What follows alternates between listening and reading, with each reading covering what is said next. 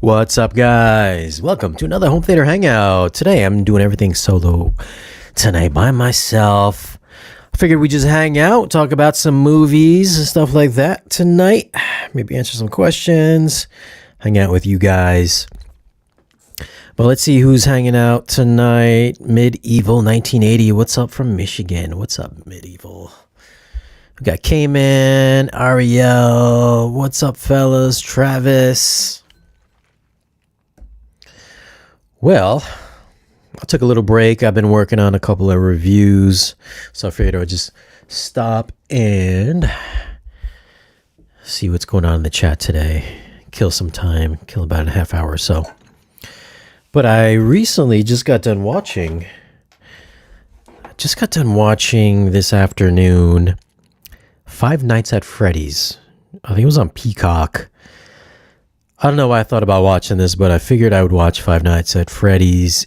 And, I was thinking about that and that movie with Nicolas Cage. Very similar, well, not very similar to that. Actually, I thought the Nicolas Cage version was a lot better, but I ended up watching Five Nights at Freddy's. I never played the game, but I thought it was all right, though.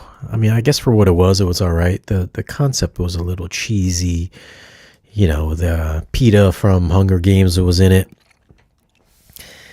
I just thought, like if you guys had seen it, it came out like 7 months ago. So no spoilers here. If you missed it, then that's on you. But I watched it, and it was kind of weird because it was like they knew that these robots were like they were ghosts, like the robots were children, but yet Peter still went back to go to work every night, just to find his little missing brother that got lost in the past. And I was just like, man, that's I was like, okay. I was like, who's gonna go back to work when you know that your job is like haunted by robots? Well, he did. I thought that was kind of a weird, kind of a plot point, I guess. It was PG-13, so it wasn't as gory as I thought it was gonna be. Surround sound, I didn't catch it in Atmos, unfortunately, but I upmixed it with DTS-X, and there was still some pretty good, lower surround activity, just the little horror, creepy sounds and stuff like that. I've been kind of on this horror kick lately. I watched Abigail, then I watched another horror movie recently. I watched The Watchers. I saw The Watchers at the theater, I think about 2 days ago, and I think, I saw that at the Dolby Cinema. And I thought that actually would sound pretty good. It actually did sound pretty good at the theater that I watched it at. Even though I thought the movie kind of sucked. I don't know if I'm going to review it or not, because I know it's going to come out probably on the Kaleidoscape or on digital, probably like another 2 weeks. But the surround on that was actually pretty good. So, man, I'm kind of torn if I'm going to review that or not. I kind of wish I didn't go see it at the theaters, just so I could have experienced that at home to do a actual review. But I don't want to spoil it for anybody that didn't see The Watchers. But man, I thought it was going to be better than it was. Atmos was pretty good, though. I will say that Atmos was pretty good. What's up, Benny Seabit? Benny's in the house. Benny's one of my Patreon supporters. Thank you for being on my Patreon, Benny. What's the story with the neighbors hearing the subwoofer testings? The neighbors on the subwoofer testing, yeah, they haven't really been saying much. I mean, to be fair, I checked my state sound ordinances here, and I can blast it as loud as I want, just as long as I'm not like damaging people's properties. But I can pretty much just slam it as loud as I want up until like 10 p.m.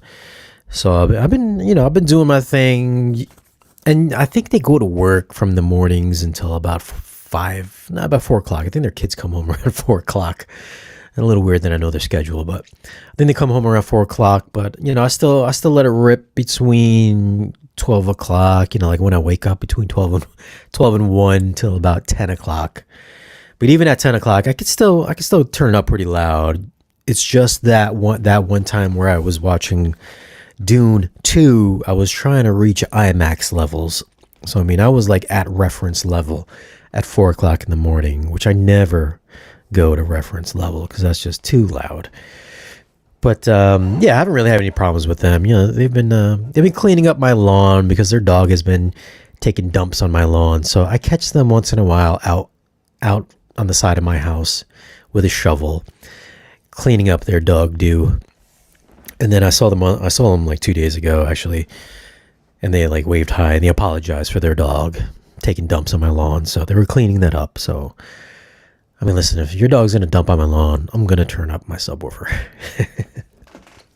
But not other than that one time. I mean, everything's been pretty cool. So really, no problems with the bass getting out of control. What's up, Titus from Florida? What's going on? Travis, did you ever show off your theater? Did I miss a video? Did I show off the theater? I have not officially shown off the theater. If you're on my Patreon, I've showed it off many times on my Patreon. So if you want to join Patreon, it is patreon.com/Shane Lee. But no, I have not shown off the theater as of yet, although it has been shown off many times in many videos. I did like a Valencia or like a home theater seating review. It's been a couple of those videos. Obviously, it's been in all my movie reviews. So it's been in those videos. I just haven't like done a dedicated video for it though. It's coming though. I'm still waiting on a couple things. I'm still waiting on the subwoofer to come through. I got that 21-inch RBH that's coming soon. I think in the next 2 weeks it should be here. It's doing like a world trip around different audio shows, and after it leaves the last one, then it's gonna come over. It's gonna come over to my house, and they're gonna do calibration and stuff like that.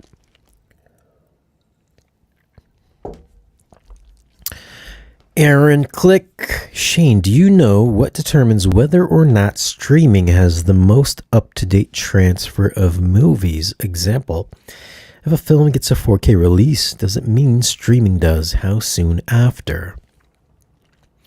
Well, usually, if there is going to be a 4K update, it would usually come when the physical release comes out. So let's say you bought, I don't know, Zodiac. I believe that just recently got a 4K update. Correct me if I'm wrong on that one, because I know that just dropped. I only know this because Zodiac just recently dropped on the Kaleidoscape, and that one comes in at 88 gigs. Yeah, so 88 gigs on the Kaleidoscape. That just recently came out. And unfortunately, it's only in 5.1, so it didn't get a fresh new Atmos mix. So I know that is now on iTunes. I was going to pick that up and do a review on it, but I'm not sure if anybody would be interested in a Zodiac review, so I did not do a Zodiac review. But typically, yeah, so if the physical media comes out and it's on 4K, usually the digital stream gets an update as well. At least that's how I know it works with iTunes most of the time, and also on the Kaleidoscape as well. Like The Crow came out recently on 4K Blu-ray, and then the digital release came out. The Oceans trilogy came out about 3 weeks ago, I think, and then all of those got upgraded as well on the Kaleidoscape, or it became available on the Kaleidoscape and also on iTunes. And of course, there's just some things that streaming gets 4K, whereas physical disc doesn't. So, but usually it gets updated when the physical release comes out. Zodiac is a big seller. Helps insomniacs fall asleep. I haven't seen Zodiac since it first came out, so I know it's based on the Zodiac Killer, and I know they have never found who the Zodiac Killer was or is. And I know there's been some speculation about who it was. I think it's some guy in Jersey or something like that. I only know this because I went on a binge after I watched that Netflix on Dahmer. I went and checked out the Zodiac Killer and the BTK Killer or BTK. And then I watched that Netflix series Mind Hunter. I still have to finish Mind Hunter, but As far as I know, they don't know who the Zodiac Killer is, so it's like, man, do I really want to sit through Zodiac again, even though I know they're not going to find out? There's going to be no resolution at the end of that. But I was hoping that would get like an Atmos upmix, but it didn't though. So I kind of skipped that. So I didn't do Zodiac. Although I started to watch it the other day, I just didn't finish it. Alex Hussman, with larger OLEDs becoming more affordable, are OLEDs becoming more affordable? Large ones? I still thought they were pretty expensive. I know LEDs have become more affordable. I mean, like $2,000-$3,000 for like 100-inch. So I don't know if OLEDs. I don't think OLEDs have gotten that cheap yet, right? What are your opinions of versus a projector? I wanted an NZ8, but unfortunately, because of its size, it may not work for my room. Well, what size is your room, and what size screen are you going for? I know an NZ8 can throw like 100 inches from like, I think it's 12 feet away. I'm pretty sure you can get 100-inch with an NZ8 at that distance. I mean, if you're looking, it's really kind of room dependent. But with OLEDs becoming more affordable, I mean, I'm assuming if you're looking at an NZ8, it's probably like still 10, 11 grand. If your big OLED is about 10, 11 grand, would I go for an NZ8 or the OLED? I mean, if you're gonna go at like 120, 150 inches, I would 100% still go with the NZ8. But if you're gonna stick around the 100-inch size or 98-inch size, then I would probably go with the OLED, because center channel placement's not that hard with a 100-inch screen. You can still put it below or above the screen, still have it sound kind of normal.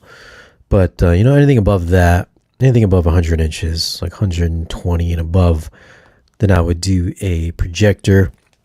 I know they got like 115-inch TCL, I believe. And that's, that would be pretty killer, but at the same time, that's going to be kind of hard to put a center channel, you know what I'm saying? Even with I have an 85-inch, and I have a hard time putting a center channel with an 85-inch TV. It's like, I think what's my ceiling height? In my living room, I have like an 8.5, 9 foot high ceiling in my living room. The TV's 85 inches, and it's almost, I try to get it perfectly squared in the center of the wall. Even doing that, it's hard to get a center channel there, because if you put a center channel there that's sitting underneath the set at 85-inch, then you have to like find a TV stand that's going to go underneath the center channel, and then that's a really shallow TV stand. I mean, obviously you can put your stuff elsewhere, but I think most people are gonna have like a TV stand under their TV sets with the center channel on top of it. So it does become like a real hassle when it boils down to it, getting these big screens and getting a center channel. Because you get these big screens, you put them up really high, then it's like you're sitting there and you got to kind of look up a bit just to get everything situated underneath the TV set. So that becomes a thing that, I don't think like audio people that want to build home theaters around giant TV sets really take into consideration too much just how annoying it is to place that center channel to get good sound. Because when your center channel is too low to the floor or too high to the ceiling, it just never really sounds like it's coming from your TV set, like directly behind it. So for me, 120 inches and above, projector for sure. But if you're going to stick around like 98 inches and you can make it work, then I would probably go with the OLED. I mean, that would be for me. That's what I would think. Don be hating on us collecting 4K discs. Kscape needs to bring costs down in a few years. I don't believe Kscape is ever going to bring costs down. That's kind of like people that want to buy a G-Wagon or Ferrari saying, Ferrari, if you want to sell more cars, you need to bring the cost down because your prices are ridiculous. Rolex, you need to drop your prices down to like $1,500 or else you're not going to sell as many watches. Spoiler alert, Ferrari and Rolex are never going to drop their prices for the mass market because they don't care. if you want to keep that luxury exclusivity, then you're going to have to market your devices at a luxury price. And Ferrari and Rolex, they ain't going to drop their prices. Kaleidoscope is not going to drop their prices.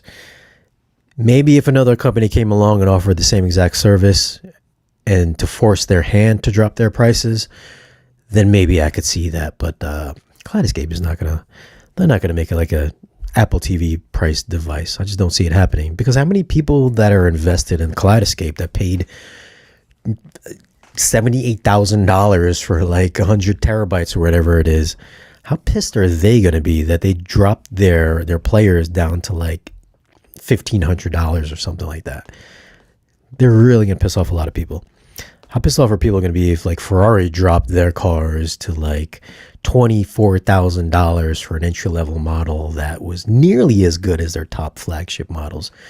Those owners are going to be really pissed too. So it's like, you want to keep that exclusivity.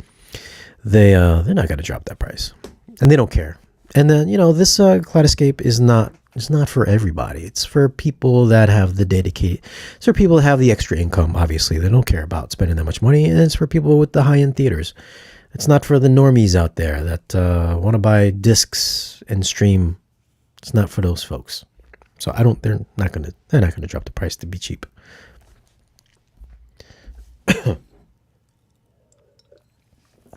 So Shane, you're not considering just video walls anymore. I would do just video walls in my living room. Listen, if somebody was they were gonna donate me a floor to ceiling, wall to wall screen in my living room, I would not say no. Or when they become super affordable, as I'm sure they will be, probably like another 10 years, where everybody will probably have one. But yeah, no, I wouldn't. For like a real serious home theater, I don't see how you can really make a just video walls home theater really work really good. Because I think anybody that's going to get that, they're just going to want to get the biggest screen possible, and just putting that center channel is just going to be a real hassle. And when I did that video at the Germany theater, they had that big they had that big LED wall there. That was like 260 inches, and they had the angled center channel where it was like they mounted it on the top and the bottom of the screen, and it wasn't always super convincing. It's like you had to kind of be in the sweet spot to get the good center channel phantom imaging when you're placing speakers above or below a screen like that. I mean, is most people really going to care since they have a screen that big? But I think if you're a real stickler for like imaging and all that, then I think it's going to be real tough if and when those become more affordable, which is inevitable. If I plug 2 subs into surround receiver, will the subs run in mono or stereo? If you plug 2 subs in your receiver, that really depends on your receiver. Some receivers have independent subwoofer outputs. Some of them do not have independent subwoofer outputs. So you would have to check with your AVR or processor. Most of them, actually, I think a lot of the newer ones are independent. So you can kind of separate those out into stereo. But a lot of the older ones are just mono.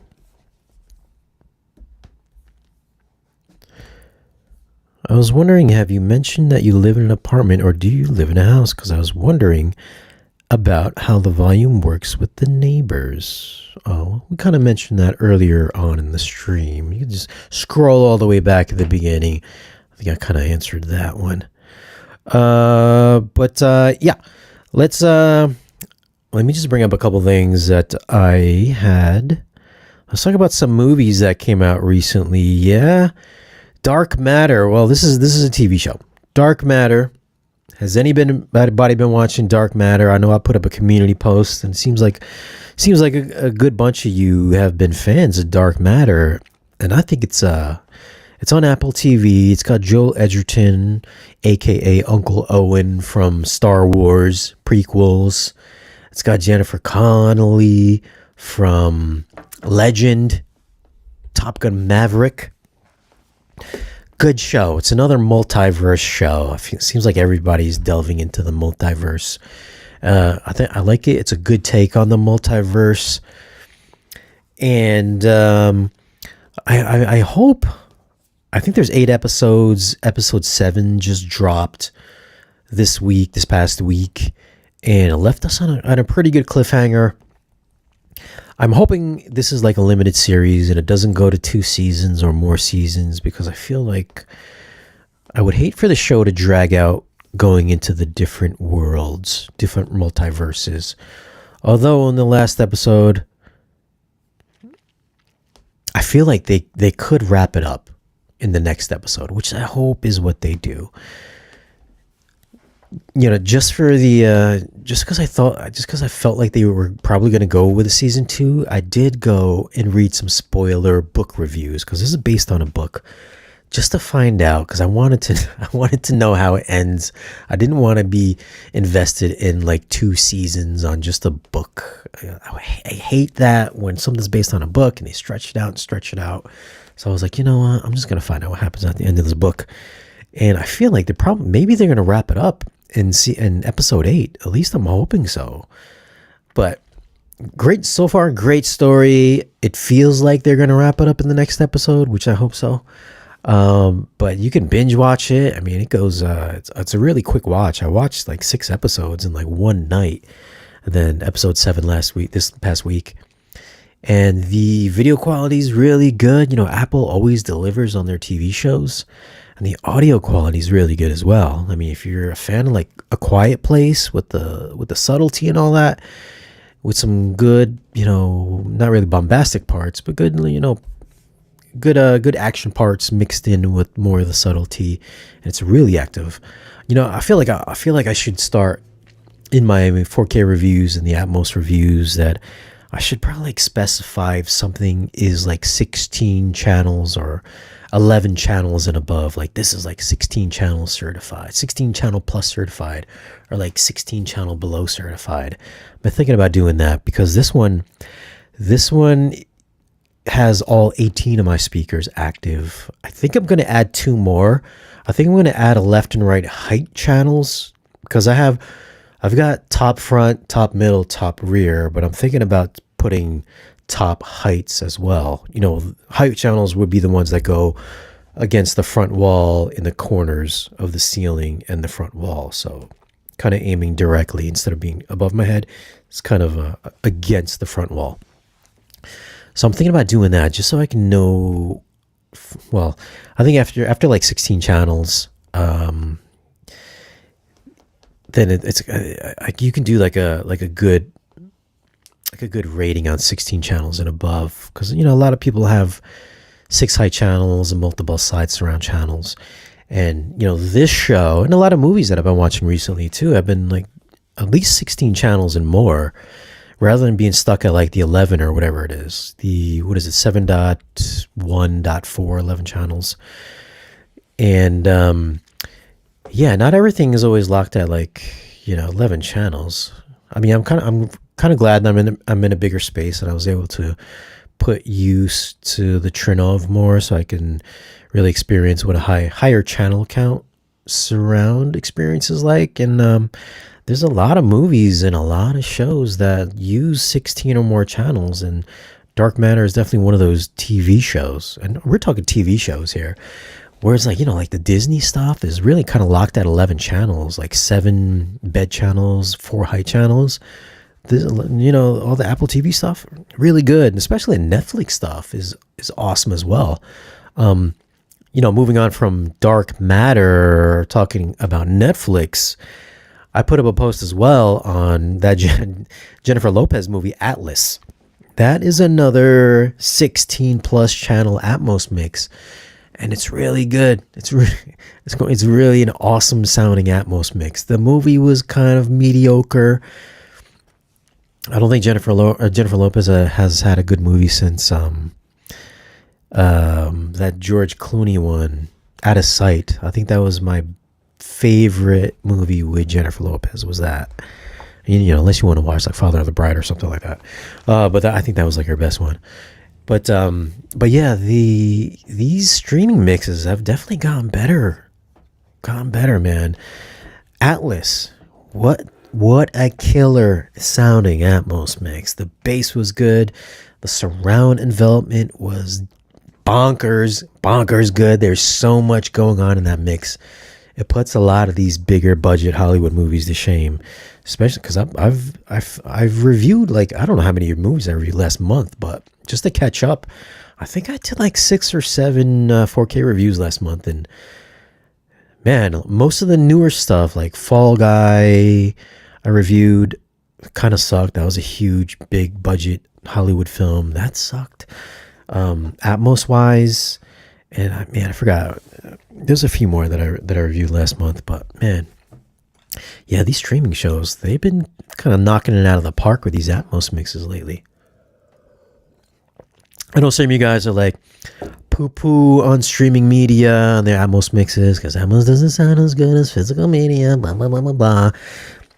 But listen, if you got a good enough system, a resolving enough system, and you got good processing in your AVR or processor, streaming media can sound kick-ass. And a lot of them, when you compare it to the physical media, pretty hard to tell the difference between the two, unless you're really A-Bing them. I doubt most of you guys can really tell the difference between the streaming mix and the physical media mix. I mean, that's how good they've gotten lately. But yeah, Dark Matter, Atlas on Netflix. Great show for Dark Matter, but both of them have awesome Atmos mixes. Kenton Daigle, I hated the way she died at the end in Atlas. Man. Spoiler alert, she did not die at the end of Atlas. Unless she did, and I just think, no, she didn't die at Atlas. What am I thinking? Are you planning moving into a house? Am I planning on moving into a house? Well, I made a video on that on the channel. You should check it out. It's on the channel. I explain why I do not plan on moving into a house. It will answer that very question, which I know a lot of you guys have watched. So you should know the answer to that. Have you experienced Netflix calibrated? I'm not sure. Are you talking about the Netflix calibrated mode? I'm not even sure. Is that even a feature anymore? I know some of the earlier, I think like 2 years ago, there was like Netflix calibrated mode on Sony television sets, but I haven't really heard of it recently, so I don't even know if that's a thing anymore. I feel like they went from Netflix calibrated to IMAX enhanced certified, at least on Sony TVs. So I haven't really heard about that Netflix calibrated mode anymore. Love Dark Matter. Apple has plenty of good stuff recently. Yeah, man, they're like the best. I would say, the best bang for your buck streaming service would have to be Apple TV. I think, what are they like? Is it like $7 or $8 a month or something like that? All their shows are like top quality too, man. I think most of the stuff is like shot digitally, so it does have that 4K crispy look. But all their Monarch has a great Atmos mix. Dark Matter, that one with Harrison Ford, that's a good show as well. I mean, that's not like a Atmos extravaganza or nothing like that. It's just like a regular dramatic comedy show, but that's a good show as well. A lot of good shows. Presumed Innocent with Jake Gyllenhaal just dropped Friday, I believe. I think I'm going to start watching that because that looks like a pretty good show. Plus, it's got Jake Gyllenhaal usually does some pretty good stuff. Roadhouse, Roadhouse is kind of an outlander on that one. Still a fun movie, but cheesy. But Gyllenhaal usually does some pretty good stuff. $10. Oh, Ethan says Apple TV is only $9.99. Okay, I thought it was $7. What's up, Mitsu Kid 82?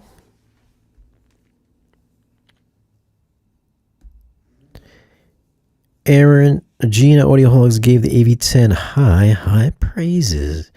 Yes, Gene did. Gene did give it a high praises. It's not as good as I would say, if we're talking about surround quality processing, just overall sound quality, I would put the Denon A1H right up against the AV10. If you're going to put a external amp on the A1H, the Denon, I think I would give the A1H the win over the AV10, just for surround processing and detail wise and all that. I'll give the A1H the win over the AV10. I know one's a receiver, one's a processor. Did you catch Foundation on Apple? I will be starting Apple next month, probably for the year. Brad Pitt F1 movie next year. Yeah, man. Yeah, I'm looking forward to the Brad Pitt movie. I know he's been shooting that for the past year. But I did start Foundation. I think I got to like episode 4, season 1. I don't know if there's another season or not. But I kind of dropped off after like four episodes. I think Rebecca Ferguson's character took over the main guy's spot or something like that. I think that's where I got to. And then she was like on the underground lake or river thing or something like that. I think that's about as far as I got to. And then I just kind of like dropped off. I don't know. It was a good show. I don't know. I just didn't feel like I followed through with it. Although it seems like you guys are fans of it, so maybe I need to go back to it. A lot of these TV shows, I'll be honest with you, a lot of these TV shows, I get really impatient. Like, I just want to it's not like a movie where there's like a beginning and an end. Like TV shows, I feel like you got to really get invested. And I hate waiting for the whole season to drop and then binging it. Like, there's so many TV shows nowadays, man. It feels like every week there's a new TV show. The only shows I'm really invested in recently has been The Bear. I like The Bear. Lil Dicky on FX is pretty funny. Obviously Dark Matter. And I think I just started Eric on Netflix. That's with Doctor Strange. I forgot his real name. Oh, Benedict Cumberbatch and Gabby Hoffman. That's on Netflix, where I guess his kid got kidnapped, and it's a limited series. So I know hopefully it's going to be. Hopefully it's just one season. But I just started that yesterday. So far that's a pretty good show as well. Other than that, I haven't really been too invested in any other TV shows.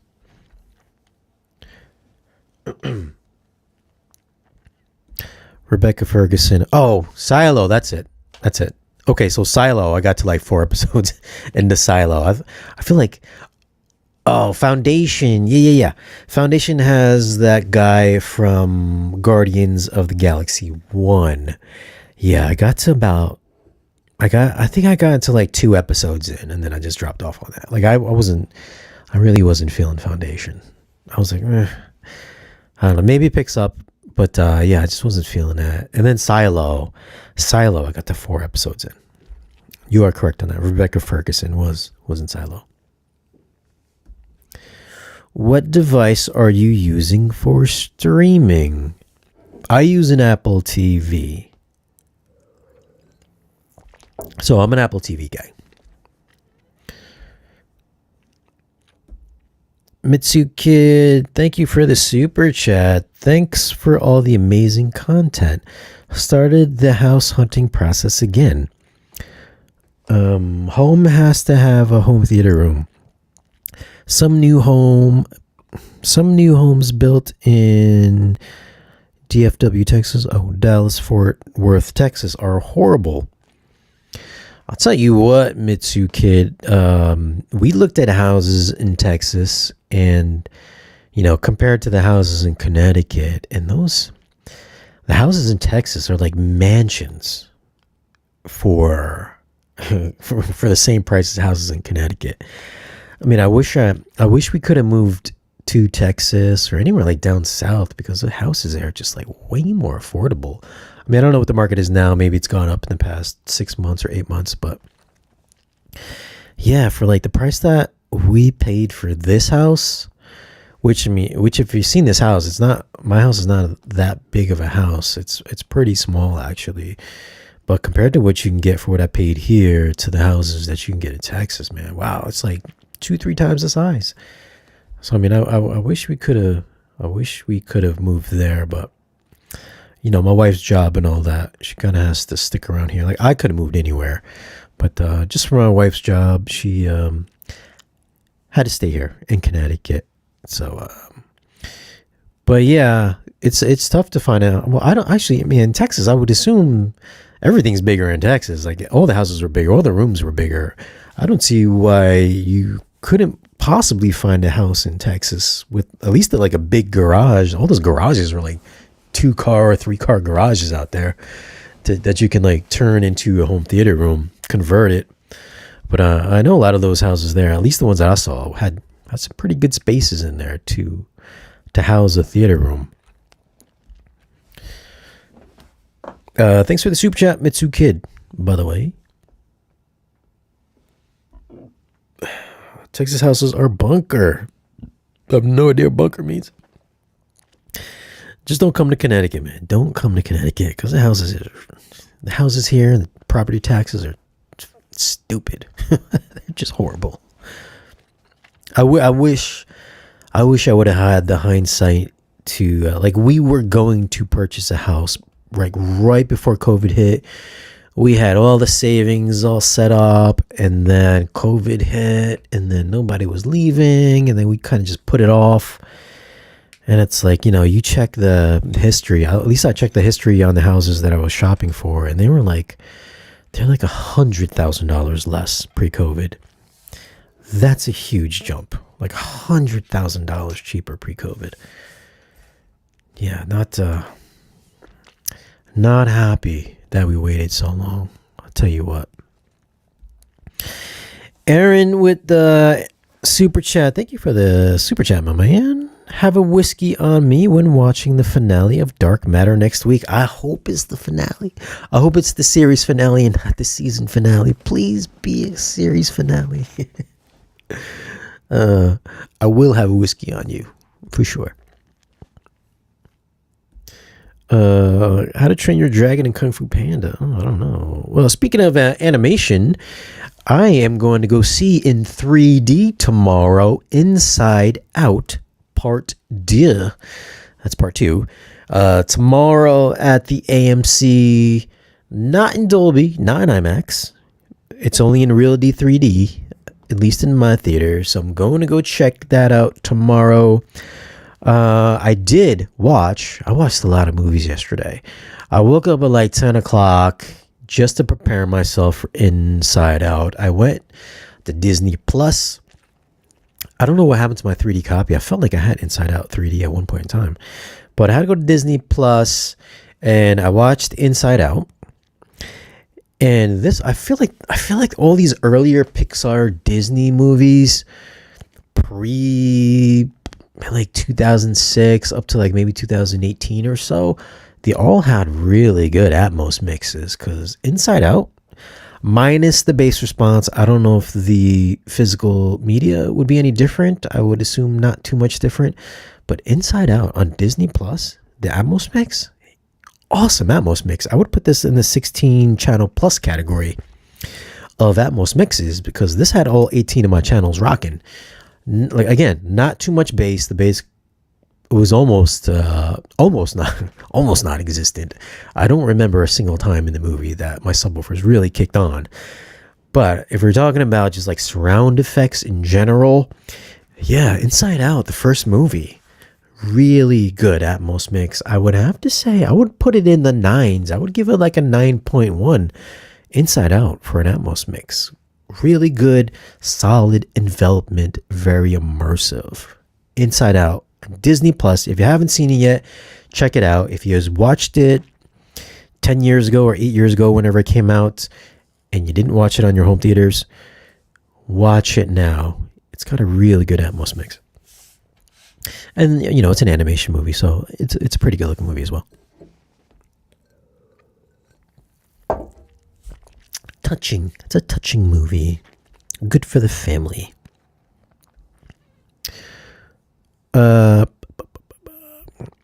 It would have been awesome to have you here in Texas. So far, found a 17 by 20 room. The house checks boxes, but I feel that is small. 8-foot ceilings. Oh yeah, man. Man, I feel like if you had the opportunity or the choice, I feel like you gotta have at least a 10-foot ceiling, because 8 foot is like, that's really kind of pushing it, man. I think I had, at the old apartment, I believe I had 9, maybe 8.5. I think it was like 9 feet high. And the room I have now is 10 feet. I feel like 10 feet is just like the perfect start to having really good atmos. I mean, if you can get like higher, maybe like 14 or something like that, probably better. But yeah, like 10 feet. Absolutely ideal. In my space, 10 feet just sounds like perfect. Great distance between when your ear level at seated height all the way up to the top. Also, if you have like a 10-foot ceiling, it's not that bad if you were to put bookshelf speakers up there rather than in-ceiling speakers, because it's still so far away. Like, it's not going to get in the way of your screen. You're not going to be able, unless you're like really tall, you're not going to be able to just reach up and like touch the speakers at 10 foot high. But then again, I'm only like 5'8", so maybe if you're 6'5", maybe you can touch a 10-foot ceiling. I don't know, but at least for me, I feel like 10 foot, I would need like a ladder, like a small step ladder to get up to mount speakers up there. So I mean, I feel like 10 foot is like really kind of it's like a perfect height to mount speakers to your ceiling. 8 foot is like on my second row. My second row in the theater is 8 foot, and I hate to be like, it feels a little claustrophobic on the second row, but because I can definitely reach up and touch the top speakers, and obviously I can jump just a little bit. I can hit the ceiling up there. So I feel like 8 foot is really, it just feels really tight. 8 foot. If that's what you end up with, that's what you end up with. But I mean, if you're shopping now and home theater is a priority, then I would say definitely shop around until you can find the room that definitely fits your space. Because that's what I did. I mean, we went through like 30 houses in Connecticut to fit the price point that we were looking at, and also to have a room that would house a home theater. It's not as big as I would like, but it's good enough. It's good enough. My space is good enough. My room is 14 by 25. I mean, I wish mine was 17 wide, but it's not. But 25 really works well, and then the 14 wide, I feel like it's a little too narrow, but that still works better than when I had the apartment, and it still sounds awesome to me. And then you got to remember too, like if you get like a giant room that's like maybe like 30 deep by like 25 wide, 10 foot or more ceilings, you're probably going to be kind of pressed, or you're going to feel a need to get like a giant screen, like a 200-inch screen or something like that.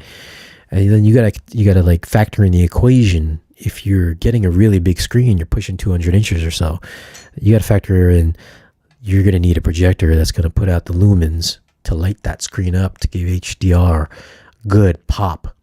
Because if you get like a huge room, like I know a lot of these houses in Texas are pretty big. If you get one of these 200-inch screens, or 180, 200, 220, 260, you're like, man, I'm going to get the biggest screen. I mean, you're shopping around for something like, better than like an NZ9, or you're going to have to get a screen with some pretty high gain on it. So, I mean, you gotta factor in that stuff too on the size room that you're shopping for. Or like a Christie with 7,000 lumens. If if you got a big 200-inch screen, 220 or something like that, you're gonna need a projector like that.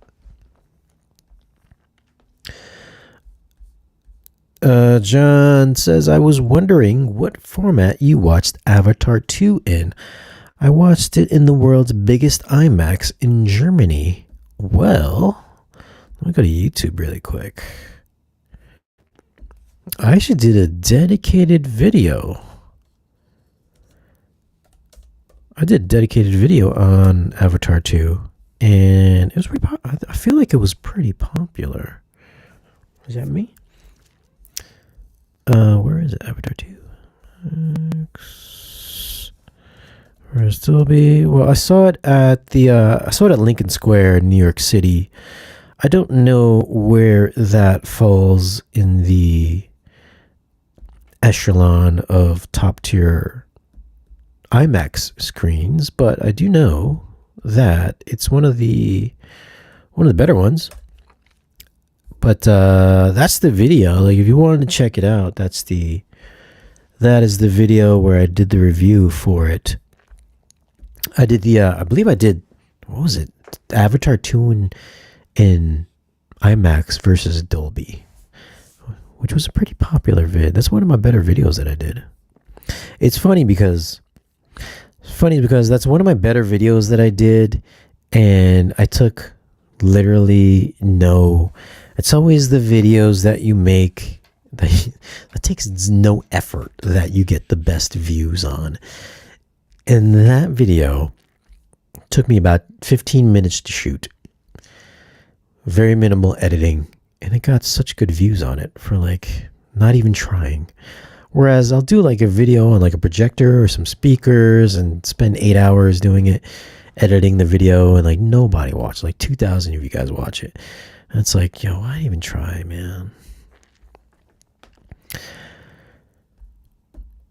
Ryan Liu at Shane Lee, did you know Disney made a new version of Avatar 1 and 2 on 4K with Dolby Vision, the one that came out in June, and no Dolby Vision?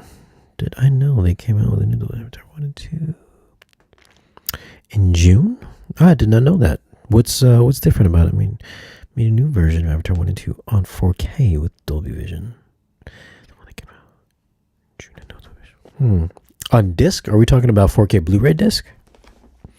I did not know that. I mean, my still preferred way to watch Avatar 1 and 2 would still be 3D. I mean, the movies were shot in 3D, so if you have a 3D display, that would technically be the way to watch those movies, despite being in 4K Dolby Vision. 4K Blu-ray saw a deal for A Quiet Place Part 1 and 2. Man, you should get them. I don't know what you're waiting on. What are you doing on this channel? You don't own Quiet Place 1 or 2. Those are 10s, man. 10s for AV quality, I think. Most definitely reference material if we're talking about home theater demo material. You gotta go. You got to go with that. And let me tell you about something else here. So another 4K that I got coming up. So they are shipping me. I've never seen the movie. I didn't even know what the movie's about, but they had emailed me if I wanted a copy of this. But it's a Zone of Interest, which I think is a German Nazi movie or something like that. That is releasing. I mean, that's coming from A24. The I don't know if it's the director that emailed me, but somebody from A24, the screenwriter or something, had emailed whether or not I wanted a copy of it on 4K. So I said, yeah, send it to me.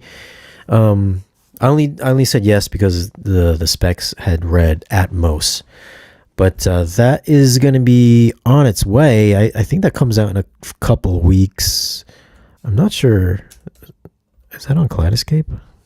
Zone of Interest? Let me see if that's on Kaleidoscape. Oh, it is on Kaleidoscape. Okay. So this is coming up soon. Not on the Kaleidoscape. These guys are sending me the 4K Blu-ray. It doesn't look like it's a very big movie. It's only 53 gigs on the Kaleidoscape, so I'm assuming it's probably going to be like 40 gigs on the physical media. 1.78. 4K HDR10 Dolby Atmos. So yeah, it looks like The command. What does it say? The commandant. The commandant of Auschwitz strives to build a dream life for his family next to the camp. Okay. Well, we'll see. We'll see what it sounds like. I don't know.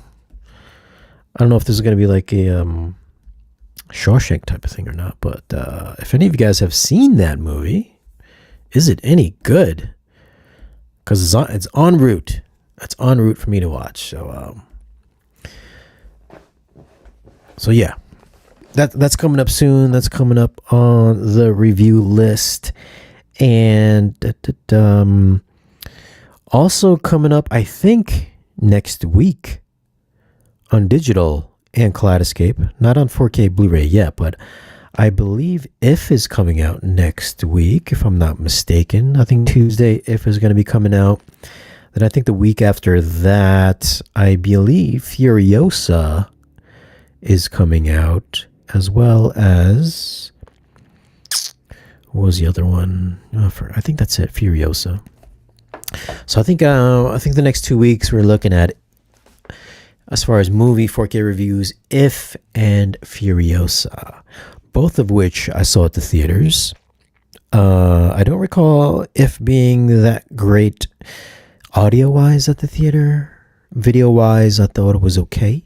I think there's a little bit of grain to it. But Furiosa should be another knockout, though. Furiosa should sound awesome. Furiosa has a ton of bass in it. For you guys, for you bass heads out there, that should be equally as good as Fury Road. I'm very amped up to get Furiosa. So I think that should be hitting on the 25th, maybe the 25th. So I'm excited for that. And I also saw The Strangers, which I think is another remake. I think The Strangers came out like sometime in the 70s or something like that. Then there was like a remake with Liv Tyler in the early 2000s. And then I saw the newest remake last week with, I don't know who the actors are. I think they're kind of newcomers, but I watched The Strangers, and that has surprisingly, for these horror type movies that have been dropping recently, all of them have really good Atmos sound. Another good kind of creepy, subtle Atmos mix, just, they're out in the woods. This not abandoned house, but in this cabin out in the woods, and there's a lot of stuff going on in the surround channels, stuff creaking up in the high channels and all that stuff. You know what it sounds like in these horror movies. That's one that should sound pretty good on physical media. I ended up watching that on digital. I wasn't going to do a review on it, but I thought it was an okay movie. It wasn't too bad. Then possibly the biggest disappointment of the week that I have seen. Maybe you guys are fans, maybe you guys aren't. But since we were talking about Disney Plus earlier, The Acolyte. The Acolyte. I think the best Disney show that has dropped is Andor. But yeah, man, they've been going on. It just seems like they can't make a good Star Wars television show, because The Acolyte, gosh, what was it? The Acolyte episode 3 came out with Thursday, I think it was. Yeah, it's sad. It's sad. It was like, I feel like, there's that one part, spoiler alert if you haven't seen the show, but the part where May drops the lantern or the fire to burn her sister out of the room, and then like the walls catch on fire. I was like, don't you guys live in a carved out mountain? Like, isn't your room made of like brick? I'm not sure how that place caught on fire, but it caught on fire. I was like, that's weird. I'm not sure how your rooms are catching on fire. You just lit a mountain on fire. There was that one in episode 1 where there was like, she was putting out a fire outside in space. Like I didn't think fire could burn in space. Maybe I'm wrong. I don't know, but I don't think there's oxygen in space for there to be like fire in space. But there was the ship was on fire. She's kind of putting out a fire in space. I mean, that was kind of weird. There's just like little things. She puts the hold on. Episode 3, she puts the place on fire. She burns down the whole village or whatever it is. All the witches are dead. I was like, I don't know how everybody. I'm sure they're gonna explain it maybe in the next episode, but it's like all the witches are dead all of a sudden. I was like, what? I was like, all the witches are dead from this fire. What's going on here? And then they tried to re-explain the Force, calling it the thread. Like I was just like, yo, are you calling the Force the thread? I was like, are we doing this right now?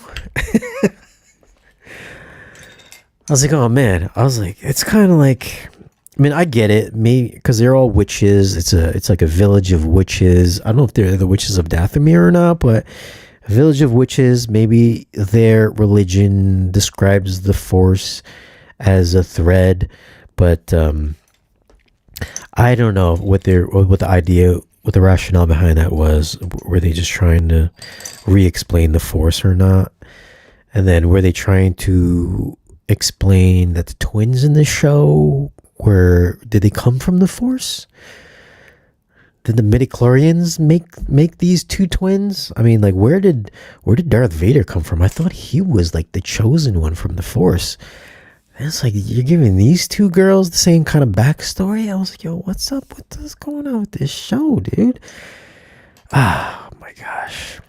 I thought, and then the show also feels small too. You know, like in Andor, it feels like they're on this big planet or different planets. The jail felt big. Everything felt big in Andor. Whereas, you know, like Mandalorian, Boba Fett, all those shows feel like they're shot on the volume, on a stage. This one has some more practical sets, but you can feel the size and the scale of the practical sets. Like it feels small. Like the show does feel small. It doesn't feel as big as I thought it was going to feel. Just the writing is bad too, man. Just the writing is bad. The costumes look bad. Everything just looks fucking bad. Why can't Disney make a good Star Wars show? I don't get it.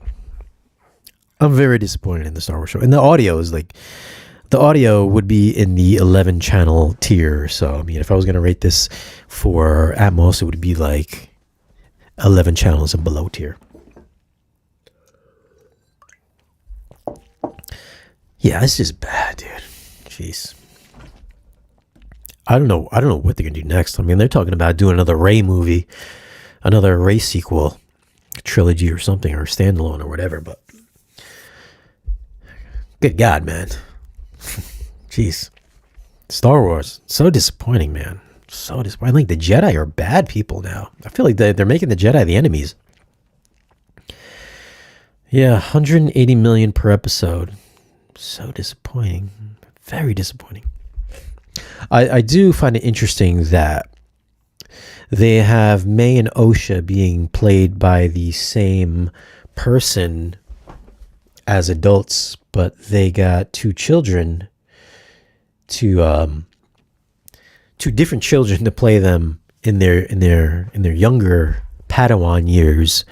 So it's like, yeah, why didn't you just get the same girl to play the same role when they're younger? Because they're very clearly not identical twins when they're younger, but they're identical twins when they're older. So it's like, are you going to tell me that you grew up looking totally different as young kids, but then you grew up to be identical twins? That's kind of weird as well. I was like, yo, why did you guys do that? Ah, man. Yeah, disappointed in The Acolyte. And can we talk about like, yo, why are all these TV shows? This is one thing I hate, you know, growing up, just, do you remember when TV seasons were 22 to 24 episodes? Like you had like Growing Pains or Seinfeld, Friends, Cheers. Yeah, like 22 to 24 episodes per season. Like since when are we getting these half-hour shows, sometimes 22-minute shows, and then we're getting 8 8 episode seasons. I'm like, yo, what is the point? Why would you make 30-minute episodes and give us only 8 of them? Why don't you just cut it? Why don't you put it together? Just make a movie. Just make a Disney Plus movie. I would much prefer to see a very stitched together, coherent, acolyte 2-hour movie on Disney Plus than have these half-hour episodes. Just 8 of them. It's like, what's the point? It's like you start the episode and it starts to go somewhere, then it stops. You tune into the next episode. You feel like you're getting somewhere. Like this is almost the resolution from the previous episode, but then it starts to go somewhere, then it stops. And then you get to the last episode and you're just left disappointed because the whole show just sucks in general. Why not just make it one crappy show? Just make it one crappy movie. Make it one crappy 2-hour movie rather than just giving us 8 crappy episodes. I don't understand the rationale behind that either. Can somebody just give us 20 episode seasons again? 22, 24 episode seasons. That's what I want. We need to go back to that. Like give us our streaming value that we're paying every month for, because they're raising prices like every other quarter. It feels like they're raising the prices every other 4 or 5 months or so. Prices on these streaming services are going up and the seasons are getting shorter. Speaking of TV shows, if Sony released the entire series of Breaking Bad on 4K Blu-ray, would you review it? No, I wouldn't review any TV shows on 4K, because it's like you got to watch the whole thing. Like I don't have time to watch whatever 7 seasons or 8 seasons of Breaking Bad. That's just crazy.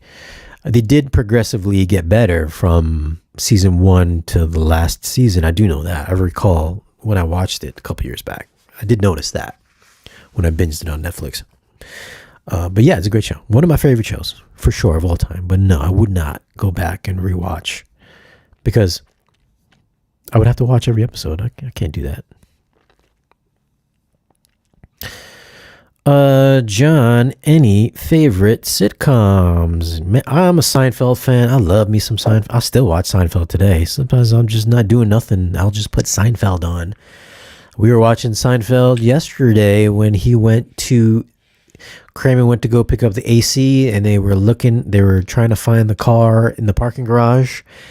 And Kramer was telling Jerry and George to just take a leak in the parking garage because they couldn't find the bathroom, or they couldn't get to the bathroom, and they had to go. So we were watching that the other day.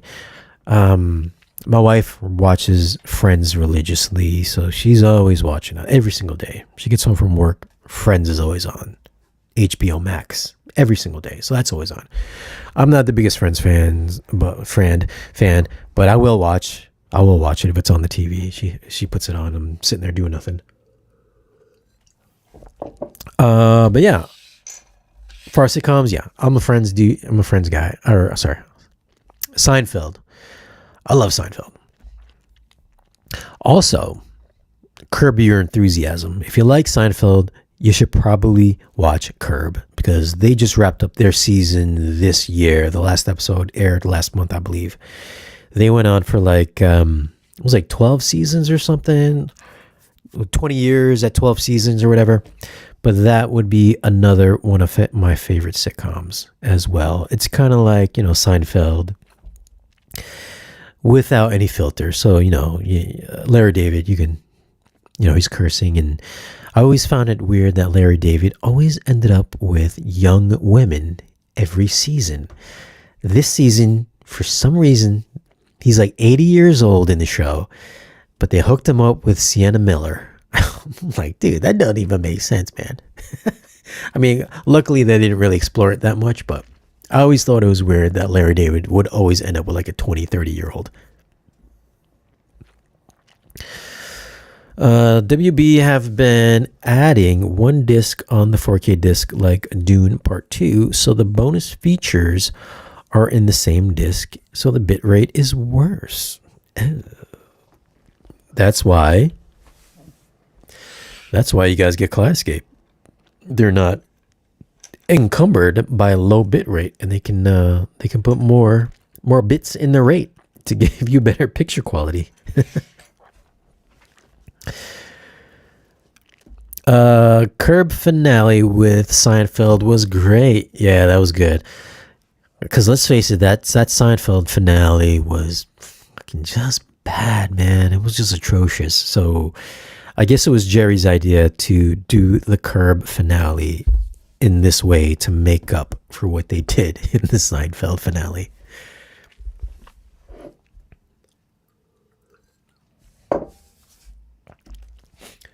What's what's up with your Lumigen video? So the Lumigen video, we are gonna have Chris Deering is gonna come on the channel next month, and Jim Peterson, the owner, founder of Lumigen, is gonna come on, and we're gonna discuss the Lumigen processors. Why would you want to get Lumigen over maybe another processor? I'm not sure of any other video processors besides the two. But yeah, we're gonna discuss Lumigen, what's good about it, how to set it up, some of the features. Mine should be here on Thursday, so I will have some hands-on with it come Thursday. So at least I'll try to have some input for the stream, for the podcast on July 18th at 5 p.m. Make sure you guys are joining us for that stream. And yeah. So I wanted to get a Lumigen in because, now that I'm back into reviewing movies again, I feel like I should probably have a slightly better image than what I'm getting with just having the NZ8. So possibly I should get some better tone mapping in here, right? And now that I moved on from a scope screen to a 16:9 screen, the only reason I felt would be necessary for me to have something like a Mad VR would be for that aspect ratio switching. Now, whether or not the tone mapping, which I would assume would be very similar, if not the same, between a Lumigen and a Mad VR, I'm just assuming it would be the same. I think the only big difference would be that aspect ratio switching between scope and 16:9, which when I reviewed it, kind of a game changer if you have a lens and a scope screen, because it was just instantaneous. Like you didn't see where the switch was. It was just like the next scene, it was just like full screen or it was scope screen. That was like the coolest thing. And after that, I was like, oh my gosh, I feel like I need to have one of these Mad VRs in my system. But, going over to scope or going over to 16:9 now, I feel like the only real thing that I need is just the tone mapping. Because, these devices, they're not something that you're always going to be futzing around with. So it's like, what's the point? So it's a point. So it's like, just as long as I get it set, I set it, forget it. I don't even have to touch it again. So that's the only reason why I'm thinking Lumigen, at least in my situation, would kind of make more sense. Unless you guys really like that soap opera effect. I guess the Mad VR has their new motion interpolation software or algorithm that's supposed to make the soap opera effect more soap opera-y. So I mean, if you guys like that, I guess that's better. And then I guess that's it. That's kind of it, I think, right? That's like the main thing is the aspect ratio and the motion interpolation. I mean, if there's something else I'm missing, I don't know what it is. When I reviewed it, their motion interpolation, it wasn't refined yet. But to be honest with you, like I've never found motion interpolation ever to look good, no matter what it looks like. Whether it's native, we're talking about like 60 frames per second shot natively, or 120 frames per second shot natively, like Gemini Man, or even like I can shoot 60 frames per second as well. I don't like shooting in 60 frames per second to get that extra smooth motion because I just think it looks not soap opera-y, but just looks too digital. It looks too video like it just looks like you're shooting on a home video camera. It have a film feel to it. Just, my subjective take on it. But I think that's one of the main features for that video processor. So, I felt like getting the Mad VR in will kind of just fit the bill for what I'm just looking for it to do. And it costs less money too. So there's always that. Freak Guy Lumigen can't do Dolby Vision though. I mean, if you have Dolby Vision, you don't need a video processor to do the tone mapping because Dolby Vision is going to do it for you. I don't even know. So that would just be like a pass-through feature if that's what you're talking about. And then, these video processors, they do it on a frame-by-frame basis anyway, so it's like you wouldn't even need Dolby Vision. You would just use the video processor. And I think most people that are buying Lumigens or Mad VRs, they're putting them on projector setups where Dolby Vision is not even a reality, so that doesn't even matter. I don't know how many people are using video processors on their television sets. I think very little, if any. I could be wrong. Maybe if you are, drop it in the comments. Let me know. Ian O.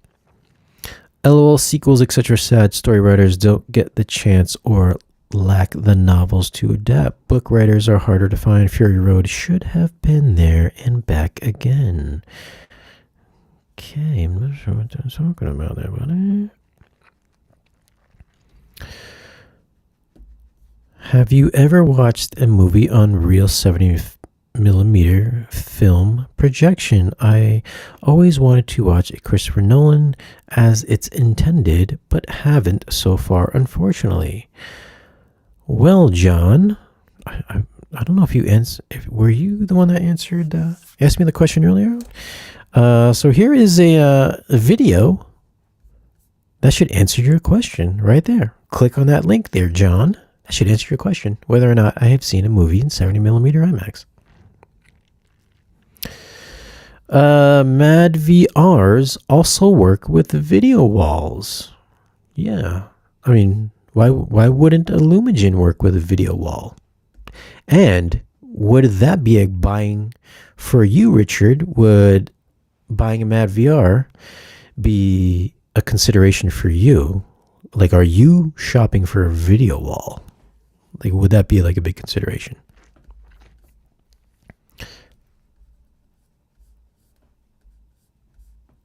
What we got here? Never saw Dune 2, Aquaman 2, Transformers, Rise of the Beast, and a few other movies. Don't go to the movie theaters much the last few years. I don't know. I go to the movies like a couple of times a week. If you have A-list, then with A-list, you can go to the movies 3 times a week, up to 12 movies a month. So I try to go as much as possible if there's something good to watch. Sometimes I just go because I'm paying for it, or sometimes I just can't. Sometimes I just want to take a nap. I might just pick a movie I know is going to be boring, and I'll just go to the movie theaters just to take a nap. Yeah, sometimes I'll just do that. Have you used Plex before to store your rips? I've not used Plex. I do use a Zapedi. Well, I still have my older Zapedi, which now has the Arvolution software or app built into it. So I do have that still, and then I also have a Zidu. I think it's a Zidu 1000 something or another. So I've got both of those players. They both do the exact same thing, and I have my movies backed up on hard drives. So I don't use Plex. I just use those movie players, the Zapedi and the Zidu. So I'll still use those. I also don't like to MKVM or anything like that. I'll just rip it as is. I'll rip it with the menus intact and everything like that. So I like to have it bit for bit perfect, everything intact. I like to have the menus and everything like that. Seems like all the reviewers push the Mad VR instead of Lumigen. Well, all the reviews push Mad VR because they are the newest and the latest and greatest, and it's the most expensive and it's the coolest thing to talk about because it's the elite product in the video processor category. Kind of like every year, and there's something new that comes out. There's a new TV. Everybody likes to get the new flagship, so they'll push that more. If you were to have like a Storm Audio turn-off processor, people like to talk about those more because they're the flagship, best of the best type of thing. So Lumagen has been out for years and years and years. Mad VR is the new kid on the block, so you're going to see more people push Mad VR. I mean, don't get me wrong, I've pushed them plenty of videos. I've done like 4 or 5 videos on Mad VR and some streams with them as well. So I obviously, that's why we do it. That's why I've done it, because it's the newest thing. It gets most of the views, and that's it. That's why they're pushing it more, because it's the newest thing. So of course, I would want to go.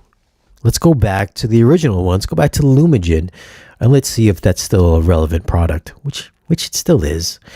So it's like half the price, maybe a little more than half the price, but if you just need it for one certain function, which probably just tone mapping, you might want to save a few $1,000s. What's up, Craig Osterberg is in the chat. In some movies, I prefer high frame rates, especially in faster paced 3D movies, so they're not as jittery and easier to make out once the HFR is done properly to preserve the cinematic look. Yeah, I mean, that's cool, but there's only like 2. How many high frame rate movies, action movies, are there? I think there's The Hobbitses, 3, which I believe were shot in 48 frames per second. Gemini Man, which is 5. And then Billy Lynn's Long Halftime Walk, which I believe was shot 120 frames per second. So that's 5 movies.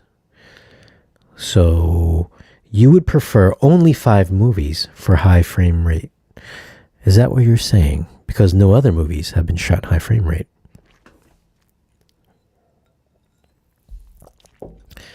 And then you're just kind of like, if you're turning on motion interpolation, you're just faking the high frame rate. So it's not even native high frame rate. You're just faking it. It's like, oh, you're always going to get some kind of like motion artifact when you do it. Don Hensley in the house. What's up, Donnie? The other Don is here today. What's up, Don? What's up, Shane? Are you going to M-Wave? I'm not going to M-Wave. Sorry. I think I've said this. I think I've explained it many times before. I don't like to go anywhere. I really don't like to travel. I would only travel. I would only travel if I'm being paid to travel a good amount of money, or if there was some very special presentation or special product that is like mind blowing that I seriously have to see. Only 2 scenarios in which I would travel to go to an audio video show. That's the only way. Because I can get most of the products in my house to experience it myself. So it's like why would I need to go to an audio show if I don't have to? Plus it's like plus if I'm not getting paid to do it, it's like I'm spending money and I'm not making the money back. Because it's not like a ton of people watch my videos for me to make enough money in revenue to make that back. So it's like it's a lose-lose situation. I don't get the views, I don't get the revenue. So it's like there's no sense of me traveling. So no, I'm not going to be going to M-Wave. Although I'm sure it's going to be super cool. I know a lot of people are going. Michael's a cool dude. I love Michael. He's a great guy. I met him at Audio Advice. Super cool dude, but I'm not going. Even though I'm sure it's going to be a great show, though. I prefer... Oh, my bad. Avatar. My bad. Avatar 2 was also shot in high frame. So you got like 6 movies shot in high frame rate. Although Avatar 1 also a conversion as well, so it's like it wasn't even shot natively in high frame rate. Da, da, da, da, da. Gramani Systems. Gramani Systems. Oh, Don, are you going to get a Gramani Systems home theater in your new theater build? And a Christie projector? Oh, or RBH? That'd be interesting. Listen, Don, I would go to your house if you had a Christie projector. I would go to your house for sure. Thought at least 500K people watched you. At least I wish 500K people watched me. I have 100K subscribers, but 100K subscribers definitely don't all watch my videos. If I did, I would be living in a mansion.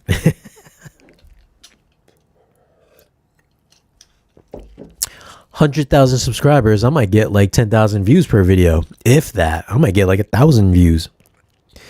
I don't know how it works. It doesn't make sense. I don't even know why I even have subscribers. Like, it doesn't even matter how many subscribers you have. Anyway, that's for a different video.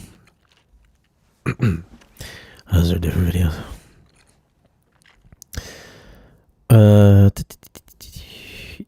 Yes, the new Avatar was shot high frame rate for sure. Those other presenters at M-Wave. Yeah. I've heard the list. Yeah, they got some good people going there for sure. Like good folks. That 21-inch, you should ask RBH.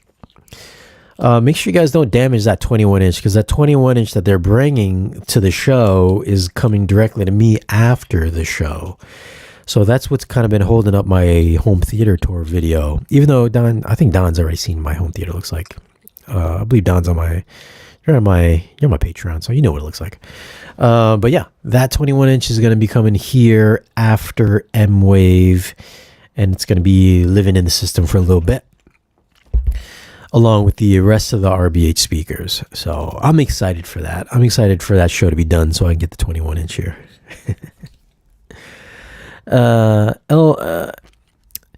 LOL Avatar is animated to make 60 frames per second is just a re-render. Yeah, Avatar 1. I believe you're talking about. I do believe you're talking about that. I think he said it has crazy low frequency bass for subwoofer 13 hours. Secret Soldiers of Benghazi, why I will buy it on 4K Blu-ray. I watched that not too long ago. I think, isn't 13 Hours with John Krasinski and is Chris Pratt? No, is Chris Pratt in that one? I think John Krasinski is that one, right? I have that as well. I'm not sure what scene are you guys talking about where, because I feel like that's been brought up several times to me. Like that movie 13 Hours has a lot of crazy low-end bass. I remember buying it on the Kaleidoscape and I watched it and I was like, yeah, where's this crazy bass at? I feel like maybe I missed it, or maybe I just didn't have that scene turned up loud enough or something. I was just like, yo, where's this scene at? Like I felt like I missed it.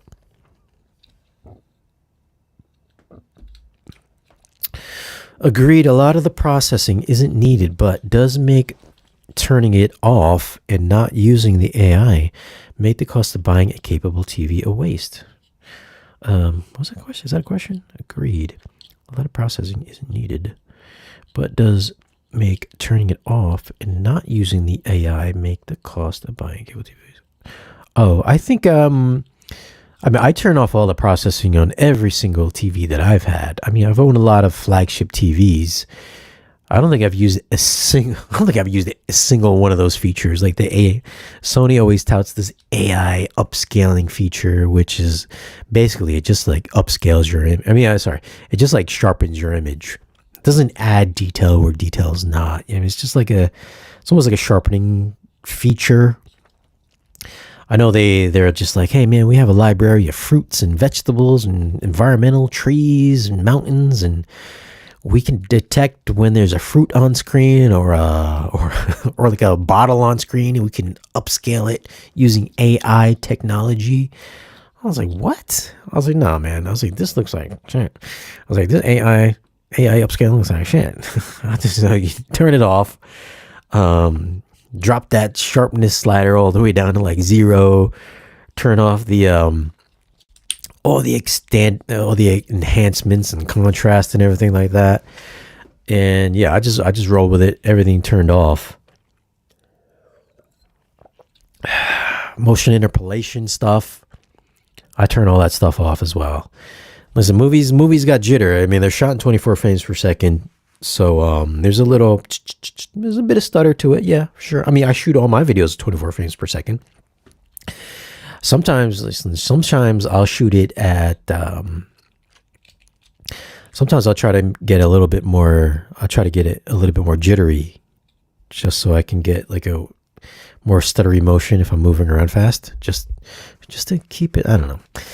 Not that it matters for these YouTube videos, but sometimes I'll do some like weird stuff in my videos. But yeah, movies are 24 frames per second. They're going to have jitter.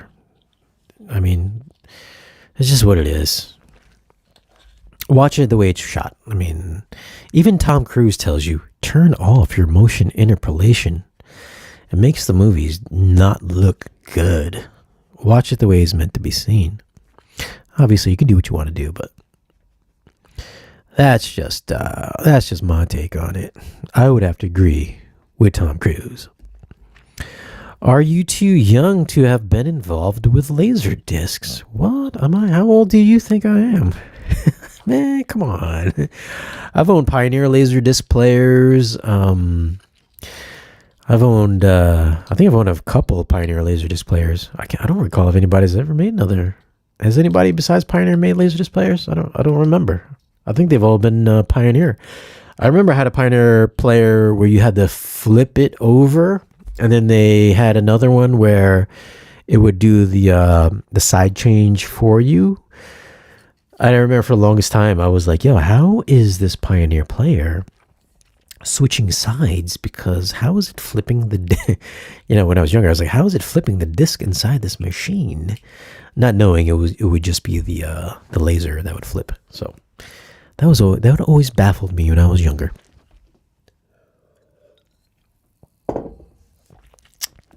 What is your take on Burger?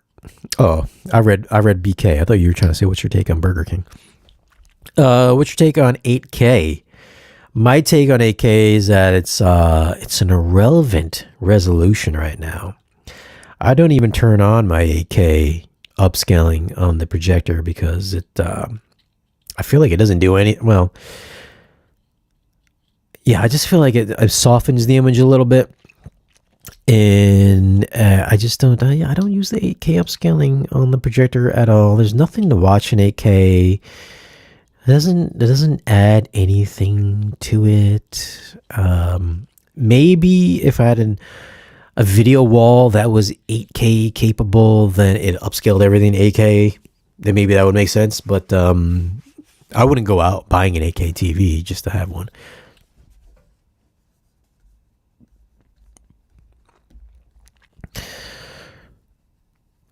Hitachi, Sony, Magnavox had Laserdisc players, huh? Yeah, I don't know. I've owned 2 Pioneers in my day, and that's the only ones that I remember. I don't remember Hitachi, Sony, or Magnavox. Doesn't ring a bell. None of those players. Yeah. The question is, do you remember mini disc players? How many people have owned mini disc players? Not only did I have several Sony mini disc players, I believe I had an Iowa mini disc player. I also had a Sony mini disc player in my car. How many of you guys had mini disc players in your cars? I remember joining the Columbia CD Club. Do you guys remember that? You would get like a dozen CDs in the mail for like a penny or something like that. And then I would do that, and I would just order like 100 CDs, and I would rip them, and then put them all on my mini disc player. And I kept this, you remember you guys used to get those fake leather bound books and put your CDs in? Well, I had one of those fake leather bound books with my mini discs in. And I had that mini disc player installed in a 1990 Acura Integra 2-door. I had my Acura Integra slammed. It was dropped. I had some silver Motegi rims. You guys remember Motegi? I'm pretty sure they're still in business. I had the mini disc player in the front dash. I also had a Sony flip out. It was like an XAV something, XAV 700 or XAV 7 or something, flip out screen, which would pop up out of the dash. I had a Clarion. I also had a Clarion 7-inch LCD mounted flush in the glove box. This is when I was doing all this car fabrication stuff. It was mounted in the glove box right in the front fascia. I had a GameCube in the car. In the back seats, I had made these special mounts for the GameCube controllers. Since it was wireless, the controllers were mounted in the back seats against the side walls, or the side of the car. And then in the back, I had an Audiobahn 12-inch subwoofer, which was like, it was all chrome plated. It had the flames on the side, it had the blue Kevlar. It obviously was a 12-inch diameter, but the magnet, the whole sub was like that tall. It was literally like this tall. It must have weighed like 85 pounds or something like that. I remember mounting that in the Integra back in the day. It was a hatch. So you would open the hatch, and then I took MDF and I built a flush. It was like you open the hatch, and it was just flush. With the hatch to the edge of the trunk, so it was just flat, and then the 12-inch was mounted dead center in the trunk, and then off to the right side, I had flush mounted the GameCube, so everything was all flat. The 12-inch driver was flat, and then the GameCube was flat in there as well. You would touch the button, the lid would open up. You could put your games in there. And I had extant amps that was mounted flush on the left side of the subwoofer. I had two of those extant amps. Do you guys remember extant at all? I think they went out of business. I don't think they're in business, but they were like chrome. They had the kind of the cutouts, or like square cutouts in them. That was this fucking super cool setup that I had. I remember installing that Audiobahn subwoofer on day one, and we just rolled down the street. We just set off every single car alarm, just like fucking just banging. What was it? I think it was Onyx. We were banging Onyx Slam. I'd be like, Slam, just going down the street. That and Snoop Dogg, Eminem, they were also big at that time as well. Man, we just set off every car alarm with that subwoofer. And then I remember going from the mini disc player. I'm not sure how we got off on this tangent, but we went off going from the mini disc player in dash to the Clarion. I don't remember another head unit that had Dolby Surround Pro Logic 2 built into it. But it was like the DZX something or another 920. It had the little rotary knob that slid down, the front face slid down. There was a little jog dial on the bottom. And had Dolby Pro Logic 2 built into it. I bought the Clarion Center channel, which I mounted in the dash. And then also underneath the 7-inch display in the glove box, I had mounted the Clarion DVD player in the glove box as well. So it was like I had Dolby Surround in this 1990 Acura Integra. I had that shit just pimped out. Everything was all dynamated. Man, I miss that car. I really miss that car. I wish I wish back then there was like, cell phone, like iPhones and stuff like that, because I would have a lot of videos. I had like one photo of it parked in front of my apartment at that time, but yeah, I don't have any videos of the interior or nothing like that. It was really sad. Really sad. The interior is all black leather. It was sweet. Really sweet. That car cost me, I think it cost me like $2,400. I bought it used off some guy. Yeah, that was good. That was the good old days. The good old days, man. Now you can't even put head units in cars anymore. You can't do that at all.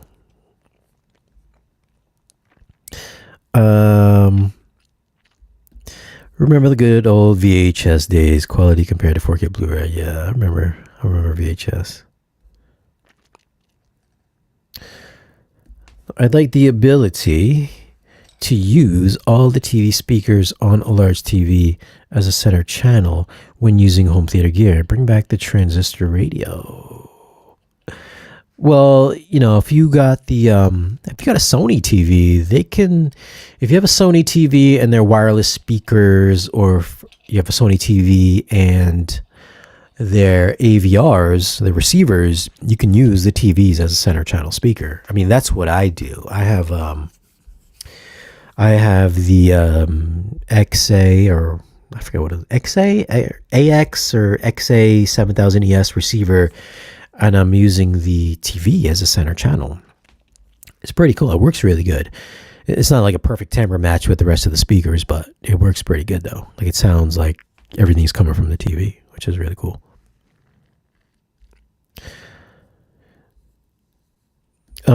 OMG, okay, you got the chops. You have aged well. Accurate Integra owner also.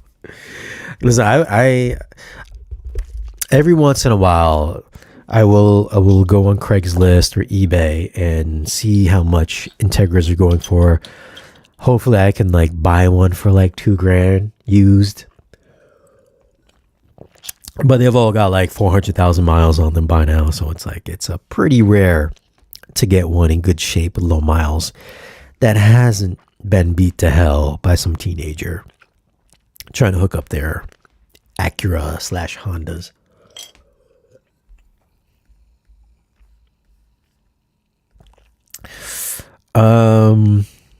Nope. Had Orion amps. Dude, is Orion even in business? I remember there's a car audio shop that had Orion amps in there, and then he had this box hooked up with like dual 8s, and I just remember thinking, oh my god, these dual 8s and this Orion amp banged so hard. Oh my god, I think they had an Orion box. I think it was in a band pass box. They had another one. Yeah, I think there was an Orion box, and this shit was just like banging. I mean, these things that, when you're younger, these experiences where you go to these audio shops when you're younger, they kind of leave an impression in your mind. At least it's left an impression in my mind. Like I search for these when I'm reviewing subwoofers and stuff like that. Now that you brought up the Orion amps, I remember them having that band pass box there, and that feeling that you got like inside of not even in a car, but in a showroom, in a car audio showroom, where you can get that much slam out of just a couple of 8s. Whereas nowadays it's like you need a lot to get that type of impact in your home theater, where these guys are just banging it car audio. I mean, I don't know what it's like nowadays in car audio, but back then, man, there's 2 8s. My gosh, so killer. I mean, just my Integra back then, which is a single 12. I mean, just setting off car alarms down the street, just like pump, pump, pump. So good. I mean, don't get me wrong. I did hook up the Bronco. I put not a whole JL system. I put some JLs. I think I just put in some 4 1/4 JLs in my Bronco in the dash, and then I bought some speaker pods. I think I put in 6.5 JLs in my speaker pods in the back, and then I did a DIY Ultimax 15 for the subwoofer in the Bronco. So I got a box. I put that in the back of the Bronco. That thing bangs, boy. And then I cheaped out. And bought a Sony amplifier. It was I got a discount on it, so it was like $300 for this 1500 watt Sony amp, which I put under the seat. So I didn't go too crazy, but I put a little system on the Bronco. And then the only thing that sucks is like I had to buy an Audison amp for the interiors, which I had to get like a line level converter from my from the stock head unit into the Audison, so that it could play line level into the it was an 8-channel interior Audison amp, which is pretty killer, by the way. I mean, I don't know where that stands in the world of car audio amps, but it's pretty good though. It was pretty badass. I think it was like $1,000 or something like that for the 8-channel amp. And the DSP in on that shit is really good too. It's almost like having Dirac in your car. So that's fun, man. That's fun.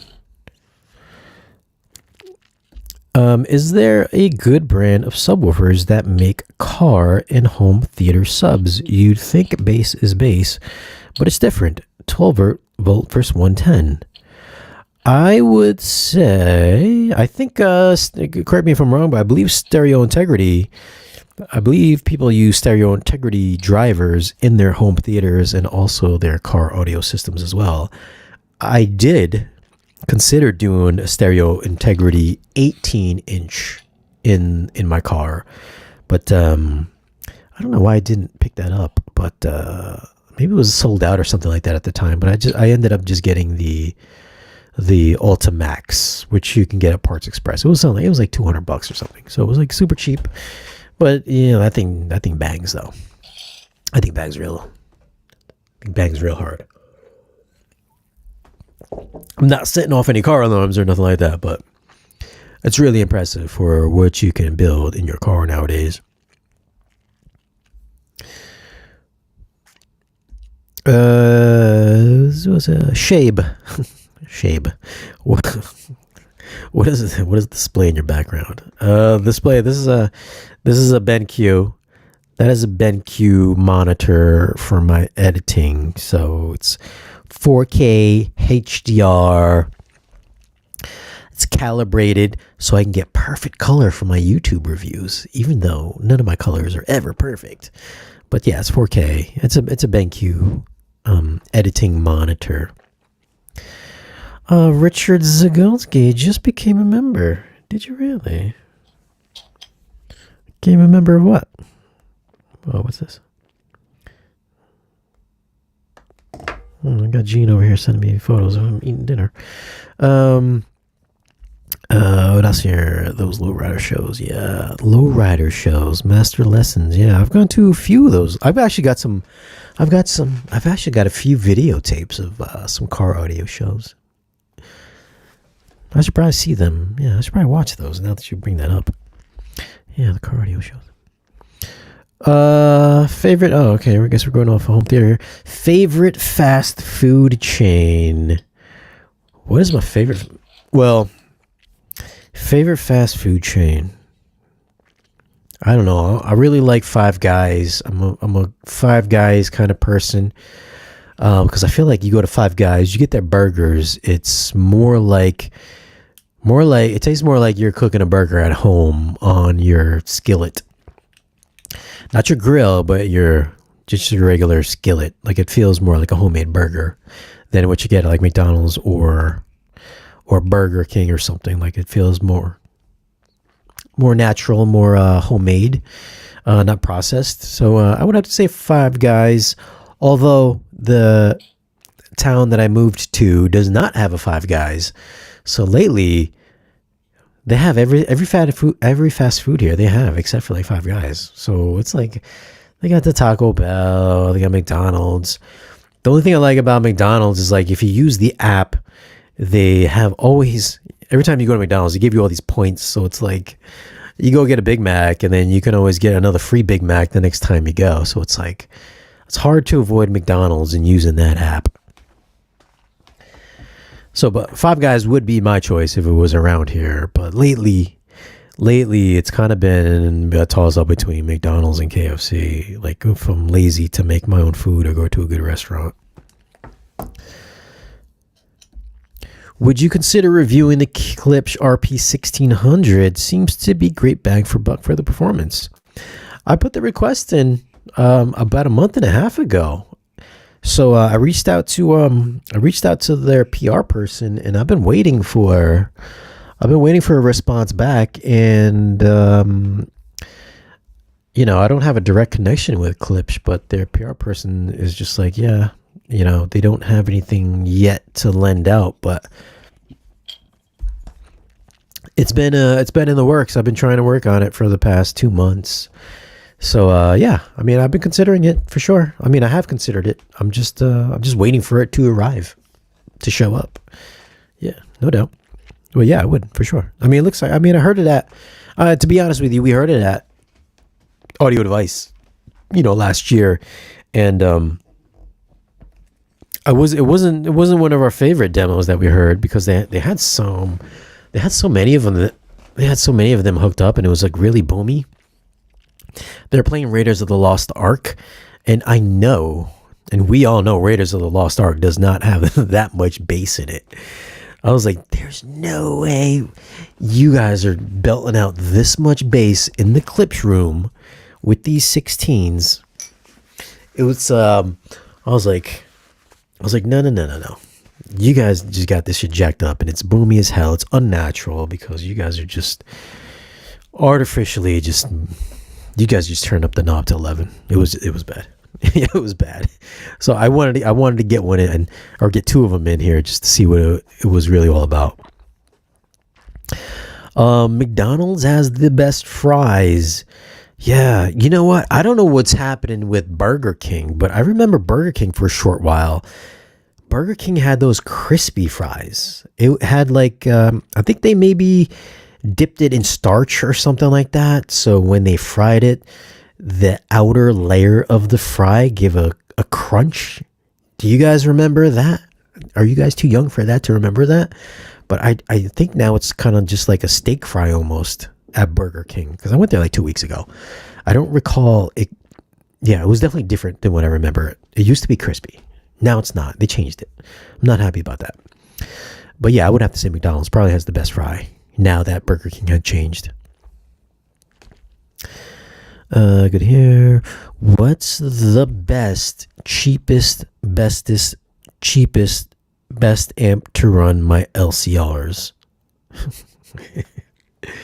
The best, cheapest, well, I guess, how many channels are you looking for? Are you looking at 2 channels? You're looking for 5 channels? You're looking for, how many channels are you looking for? I guess that would be the question. There's a lot of cheap amps out there.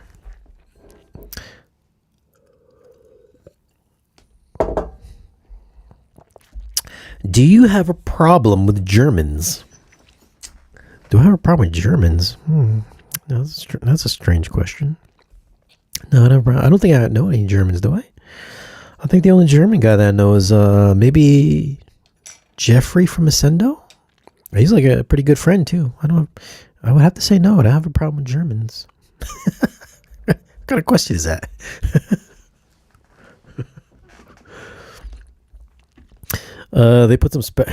They put some special in the fries at McDonald's. They say it's beef seasoned residual. Who knows? Maybe some addictive chemical for sure. You know what's got some chemicals in their fry oil is Popeyes. It don't matter what town I'm in. It doesn't matter where I go. Popeyes just never changes their oil. It's like you can go to any. I don't know how strong your stomachs are. My gut is pretty strong, but every time I go to Popeyes, that oil they use is just so rank that, listen, you get. You remember that scene in Dumber and Dumber where what's his face blew up the toilet. Every time I go to Taco Bell, it's like a scene out of fucking Dumb and Dumber. That grease is so rank. I don't know why they just can't change it every day.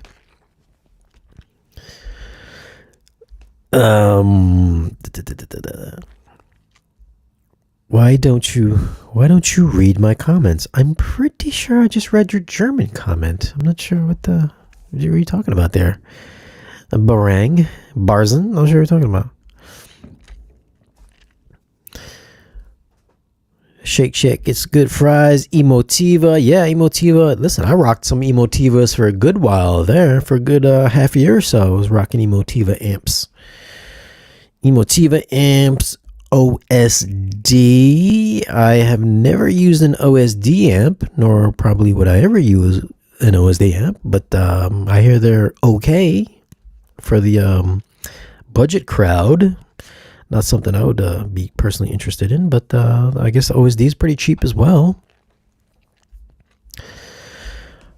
I want to run my 7.2.4 the most efficient I can on a budget.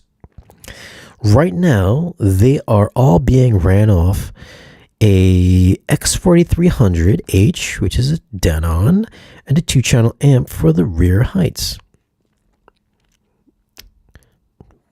Okay, well, on a budget, I guess that would be the most efficient way is what you have right now. I'm not sure why you want to upgrade for. Personally, I mean, that's still pretty good. The 4700H is pretty good AVR, or sorry, 4300H is a pretty good AVR.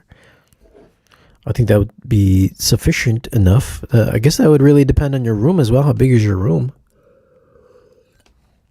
And are your speakers struggling to fill your room that you would feel the need to go to an external amp? And what kind of speakers do you have? Like how good are your speakers that you think you would need an external amp? Have you had anything to do with Tone Winner gear? Tone Winner SW D6015. They make a cheaper power amp. No, I have nothing. I got nothing to do with Tone Winner. I don't know anything about Tone Winner. I mean, I could be mistaken, but I don't know if the same manufacturer that makes Tone Winner makes Emotiva gear. I have heard that rumor. So I mean, if that's the case, then maybe they're pretty good because Emotiva makes pretty good gear. I just got 2 new D-Sonic digital amplifiers. Super clean with lots of power. Are they digital amplifiers or are they Class D amplifiers? Is the question. Although I have heard many comments I've gotten that D-Sonic has some good amplifiers. So I would assume they probably are pretty good. Oh, Michael Randa in the house. What's up, Michael Randa? Hope you are doing well. Yes, Michael. We're just hanging out. We're just chit-chatting. I think we're going to log off pretty soon here. Figured I would touch. I think I covered most of my topics that I wanted to bring up here. We did Five Nights at Freddy's, Dark Matter, Atlas, Zone of Interest, Inside Out 2, Bad Boys 4, Furiosa, If, The Watchers, The Strangers, and The Acolyte. Yeah. So yeah, we covered most of the topics that I wanted to cover. A couple of things that I reviewed last month or the past couple of weeks is that new BenQ projector. That review is now up. I got a couple of reviews from Trinov when the Trinov headquarters went the Trinov Training Center when I went there 2 weeks ago. So if you guys missed that video, those are pretty good videos as well. The Gravity, I finally got around to reviewing Gravity on Blu-ray, which has been out forever.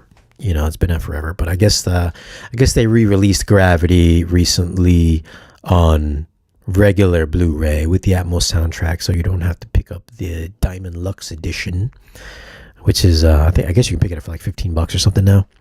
So that review's up on the channel. Make sure you guys check that out if you want demo material. Dolby Atmos, still the best ever Dolby Atmos mix. Gravity, still kicking it. When did that movie come out? 2015? Like a decade ago now. 9 years ago? Fall Guy, man. Fall Guy. Nobody cared about Fall Guy. What's up? Why did you guys not watch my Fall Guy review? What's the matter with you guys? That came out. I reviewed that 3 weeks ago. That was a fun movie. I don't know why people weren't interested in that. And then NAD M66. I dropped that review 3 weeks ago as well. That's also a killer system. Listen, if you were talking about amplifiers and you want a great, I think as Gene would put it, the best measuring amp he's ever seen or heard, NAD M66, or my bad, NAD M23. That review's out on the channel now. And then I think I got coming up, as far as review-wise, the Perlison R18s. I've been rocking those for the past month or two, so that review is going to be coming up shortly as well. And yeah, I considered buying those subwoofers, but now that waveforming is out, well, it's not real technically out, but it's coming out. I figured buying the Perlison R18s probably wouldn't work for my space, so not going to be buying those, even though I really want to. If anything, I'm going to buy their little 8-inch subs that they got coming out soon. I think that's going to be on the list of things to buy for 2024.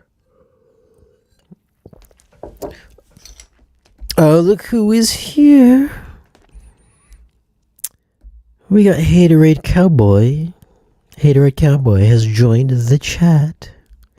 You are true. Nobody cares about Fall Guy. It's a shame. I bet you if Ryan Gosling, if it was called Fall Guy starring Ken, people would probably show up. But nope, he had to go in as Colt Seavers. That's why nobody watched it. You got some loan action going on. Cologne action going on.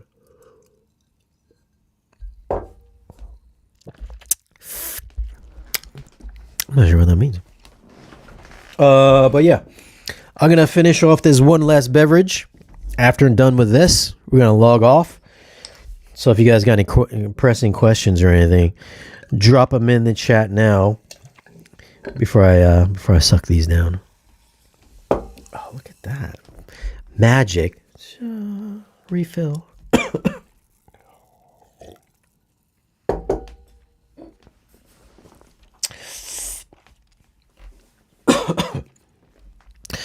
Look at this. We got some M-Wave boys here in the chat. Everybody going to M-Wave. You trying to make me feel left out.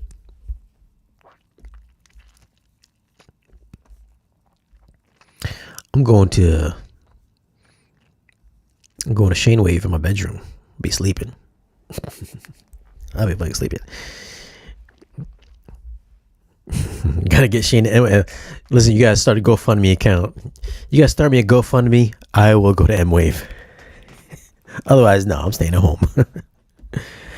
How come there doesn't seem to be any love for DefTech subwoofers? I have the DN12 and DN15. Not the biggest room, but clean, smooth bass. I love them.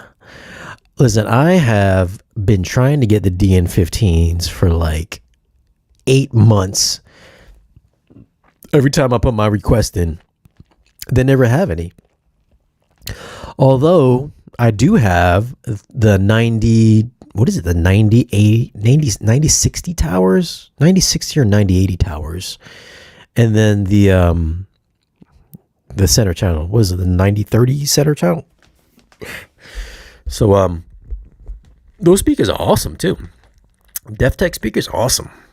I mean, I heard the DN15s at Audio Advice last year, and it was the Marantz and the DefTech speakers.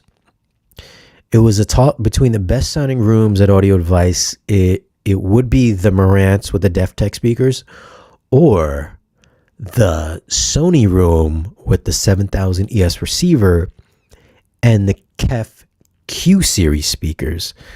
That's the KEF Q series speakers. Those were I think for me, the best two sounding rooms. The consensus, I think, between like me and Gene and Don, that we all went there. Those were the two best sounding rooms, with DefTech and the KEF home theater setups there. I need to get Shane on the Home Theater Hub podcast to show off that new theater of his. Well, Don, you know I can't show off the home theater on your channel before I show it off on mine. But at some point in time, we could do that for sure.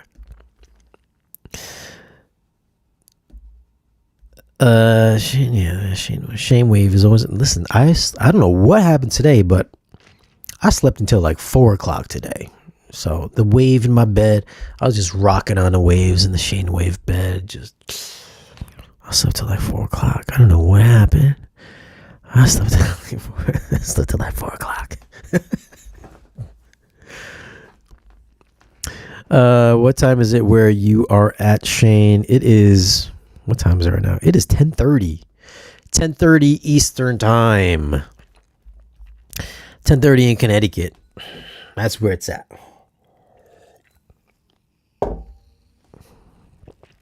Don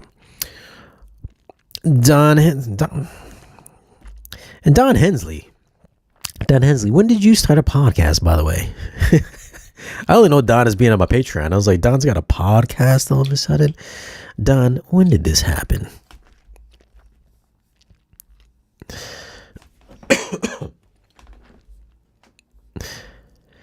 Shane's ready for an 8-hour nap. No, I don't know, man. I'd be taking I'd take 20-hour naps. Yeah, I don't know what's going on lately. I've been putting off all these reviews. It's tough sometimes, man. When you work for yourself, sometimes it's just hard to get the motivation up sometimes. You know what I mean?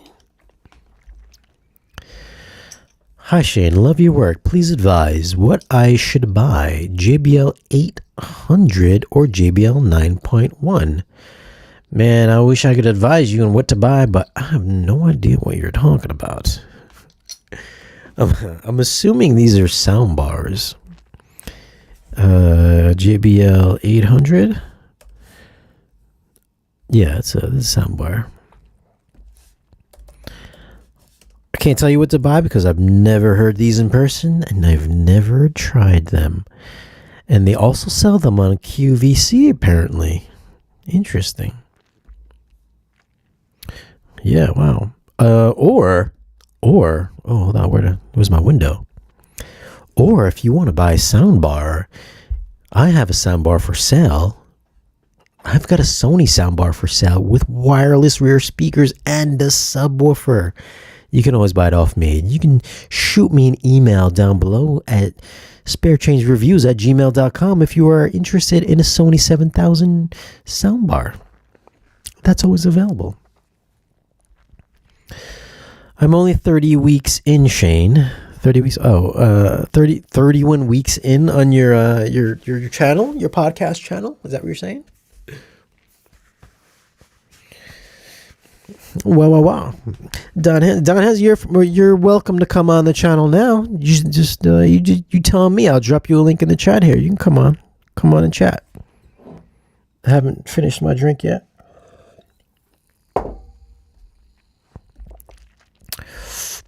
We got some time to kill. Got a little bit more time. I got about 15 minutes to kill. Listen, if anybody wants to come in the chat, you click on that link on your iPad or iPhone. You can join on the link. Free invitation. We got any haters in the chat? Free invitation. Join in the link. You can tell me off in person. I'd be very interested. In any haters that join the chat. I'm still waiting on them per listen sub review. Yeah, see, that's all. See, when I get a per listen sub review, when I get per listen subs in for review, I don't like to do the review fast because I like to keep them for a while. I think I had those D215s for almost a year before I did that review. I was like, yeah, I'm just going to sit on these for a minute before I do that review. Do tower speakers with an 8-inch woofer versus 6.5-inch woofer sound that much bigger? 8-inch woofer, 6.5-inch woofer sound that much bigger? Polk Signature S60s versus something like Emotiva T2. T2 should have stuck around longer. 8-inch woofer, 6.5-inch woofer. I guess it would really kind of depend on the design of the speaker. What would sound bigger? What would sound bigger? Bigger as in how much more bass output, or bigger as in soundstage? Because then I would think it would be a combination of the tweeter and the woofers built in. Give me 1 second here. I gotta answer this call.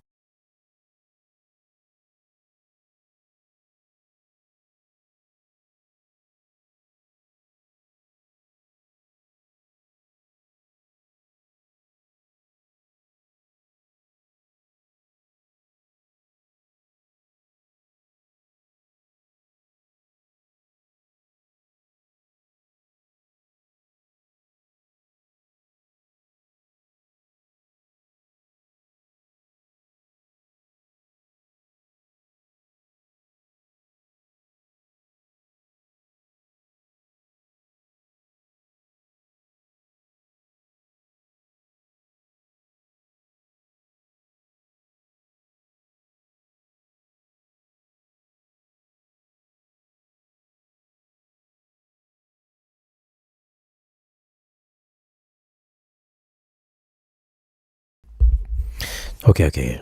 Sorry, I had to answer the phone. My wife called. I had to answer the phone. God damn, only one new member. What's going on here? What was the question? Yeah, 8-inch woofer versus 6.5-inch woofer. Yeah, I think it would kind of depend on the design on the tower speaker. If that's what your question, or what two speakers did you have in mind? Do you listen to surround sound music, such as the Dolby Atmos music from Tidal? I don't listen to surround sound music. I've listened to some few tracks here and there just to see what it would sound like, but I personally like to just stick to the good old two-channel sound. For me, I like to have my home theater be a home theater and my two-channel setup be music. I don't like to, in my brain, I feel when I walk into my home theater, I want it to feel more like a movie theater experience. I don't want to kind of like dumb it down to make it like a media room, because I feel like if you start I know it's different for everybody, but I feel like if I started listening to music in my home theater, it would start feeling more like a media room rather than a home theater, rather than a movie theater. I like to put it in my brain that it's a movie theater, not a home theater, even though it's in the house. I get it. But I feel like if you're going to do music, have yourself a little music room. If you're going to do movies, you got a movie room. I know not everybody can do that. So yeah, I get it. But I keep them separate just for that reason. Shane, do you think the JVC NZ800 or 900 is worth upgrading from the NZ8? I was talking about this earlier with another Patreon gentleman, and with everybody's going to be selling off their NZ8s and 9s.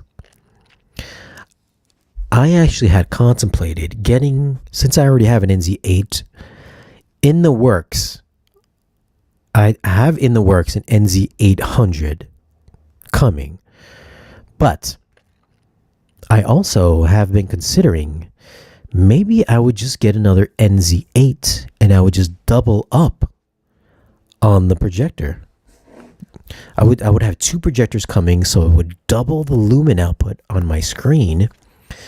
I could possibly also do passive 3D at the same time, because when the new 800 and 900s come out, you could probably get one of these 8 or 9, the NZ8s or 9s for like 3 or 4, well, maybe not the 9, but you could probably get like an NZ8 for like $3,000 or $4,000 used.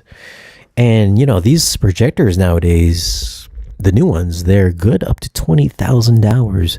So the chances of you getting an NZ8 for, you know, with 20,000 or like 15,000 hours on it, probably pretty slim. So I've been kind of toying around with that idea. And I know a dual NZ8 setup would obviously blow away a single NZ800. Brightness, passive 3D would be freaking mind-blowing. I mean, how badass would that be? And it wouldn't cost... You could probably buy 2 NZ8s for the cost of one NZ800. I mean, consider that. That would be badass.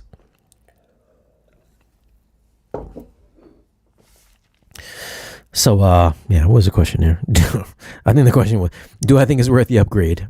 I think it's, I don't know if it would be an upgrade, but it to me, it sounds more like a lateral move rather than going up. So it would seem like you're going sideways rather than going up. So, I don't know. I mean, I don't think anybody's got some real reviews out on it yet. If they do, then, you know, point me into that direction.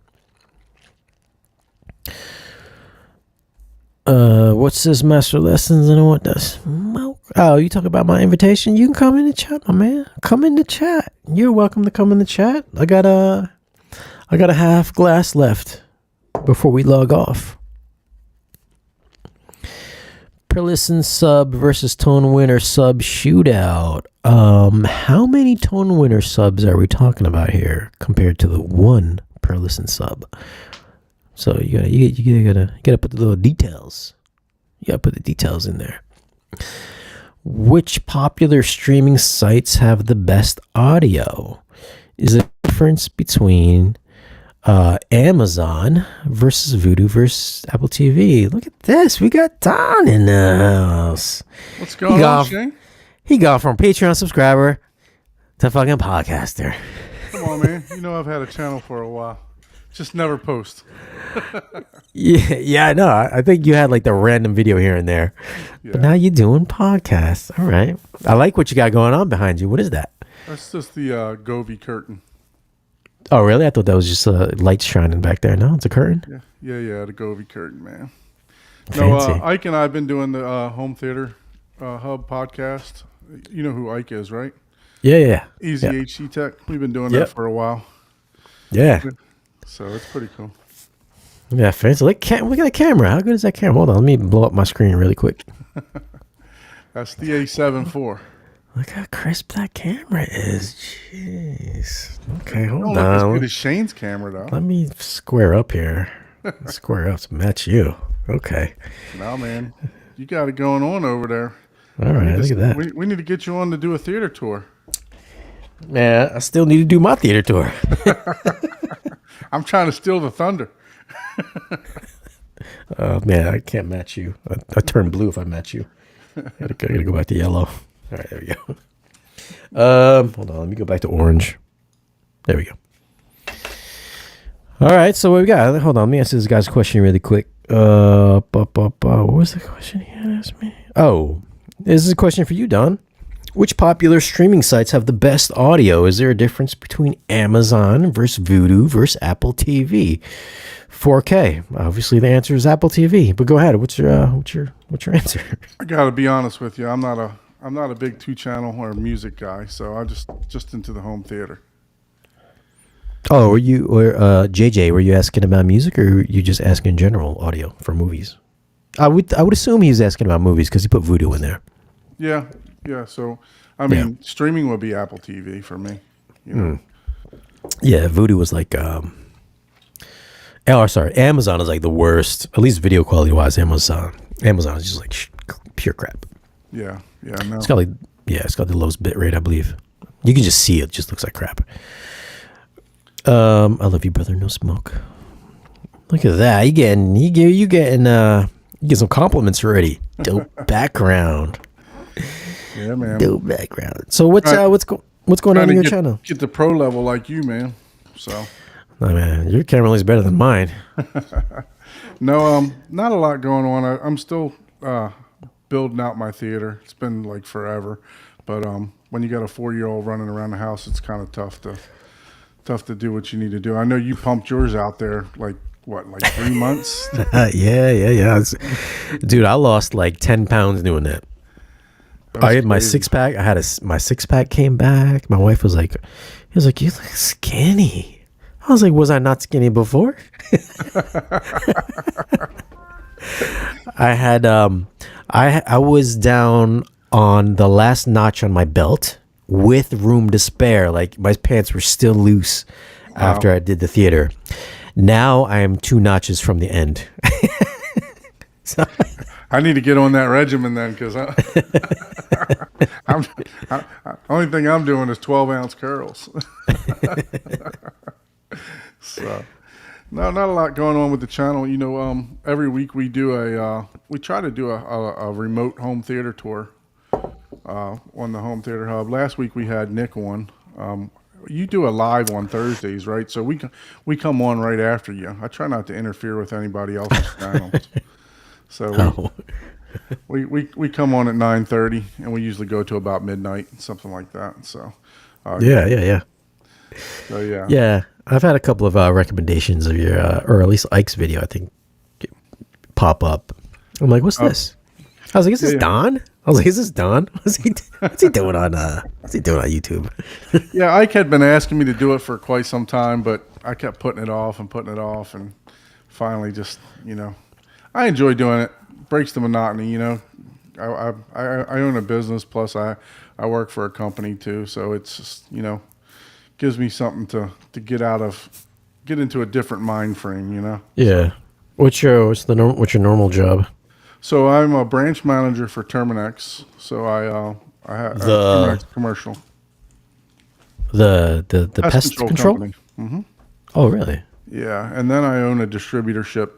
I just distribute Pepperidge Farm cookies to a lot of the grocery stores here in South Florida. Really? Yeah. Interesting. How do you go from like pest control to snacks? Sales. They all relate. Oh, all right. So, all right. Yeah. So not home theater related. I noticed.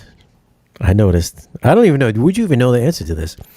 I was sitting there trying to review some speakers, and I noticed in the house here that we just moved into, I was like, where's this black ant coming from? I was like, yeah, it's probably just a random black ant. And then and all of a sudden I was like, why is there another one? I followed it. I started following this trail, and it was coming from the corner of the room.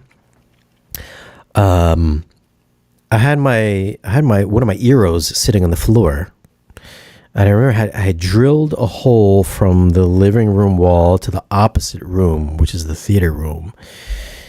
And I was like, I lifted up the router. Mm-hmm. There must have been like 50 black ants under there. I was like, what the fuck is it? They like to go to the heat stuff. The ants will actually eat through wires, man. It's pretty crazy. Yeah, like we've had like Mercedes and BMW call us to do full out ant treatments because they're eating wires, in the cars and everything else like that. So yeah, they can do some serious damage. Well, I went to Home Depot and I got this, I don't know what it's called, this gallon of bug spray with the hose and the, I went all outside the, I sprayed the perimeter. I shot it in the hole that I drilled through. Then I noticed a couple days later, there was like in the basement, it's like an unfinished basement. And in the corner, there was like 100 dead ants all of a sudden. I was like, what? I was like, oh my God. I was like, I must have got them. Just what everybody join your show for, to get some ant lessons, right? Look at this. No. See, he's got ants too. Master Lesson's got ants too. Um, but guys, if you ever come to my house, which 100% you won't be, but just know I do not have ants anymore. Every once in a while, I'll see one straggler here and there, but before I was just like, oh my god, I was like, what's going on here, man? Apparently, I need to start the pest control podcast because Jay's got a question for me. Don will spraying the perimeter of the house help with carpenter ants. You need like a granular for that for them to take it back. So yeah, no, carpenter ants are a little bit more aggressive. So Yeah, it's like that white powder or something, right? yeah, there's a granular that you can get that way they'll take it back to the nest and stuff. Look at that, man. Yeah. I'm glad you came on because that was like, my wife was like, oh my God, we have to call somebody. I was like, no. I'm going to watch YouTube. I'm going to figure this out. Maybe I got to fill a void there for just a pest control. Man, you should because those videos get hundreds of thousands of views. I'm like, sure. Yeah, hundreds. It's ridiculous. I was like, I've never seen a YouTube video or audio home theater YouTube video get as many views as pest control, or how to mow a lawn. That's true. pretty big too. You can watch a guy mow Rick Ross's yard in waves, I guess, on TikTok, right? Have you seen Oh, really?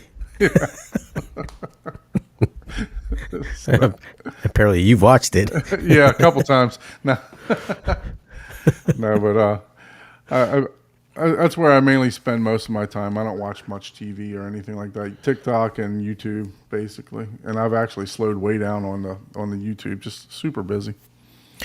Yeah, no, I just I've been watching a lot of movies just to catch up because I've been off for like 3 months or 4 months, so I've been watching a bunch of stuff. But usually I watch on YouTube. I watch UFO stuff. Every once in a while, I also watch some pet stuff, some dogs and cats, or cat slapping dogs, and maybe Bigfoot videos. Pull up your history. Let's see your last videos. Oh man. I've rarely watched home theater stuff. Like really rarely. My YouTube experience is mainly Coco Melon, Bluey, Paw Patrol. That's all for my son.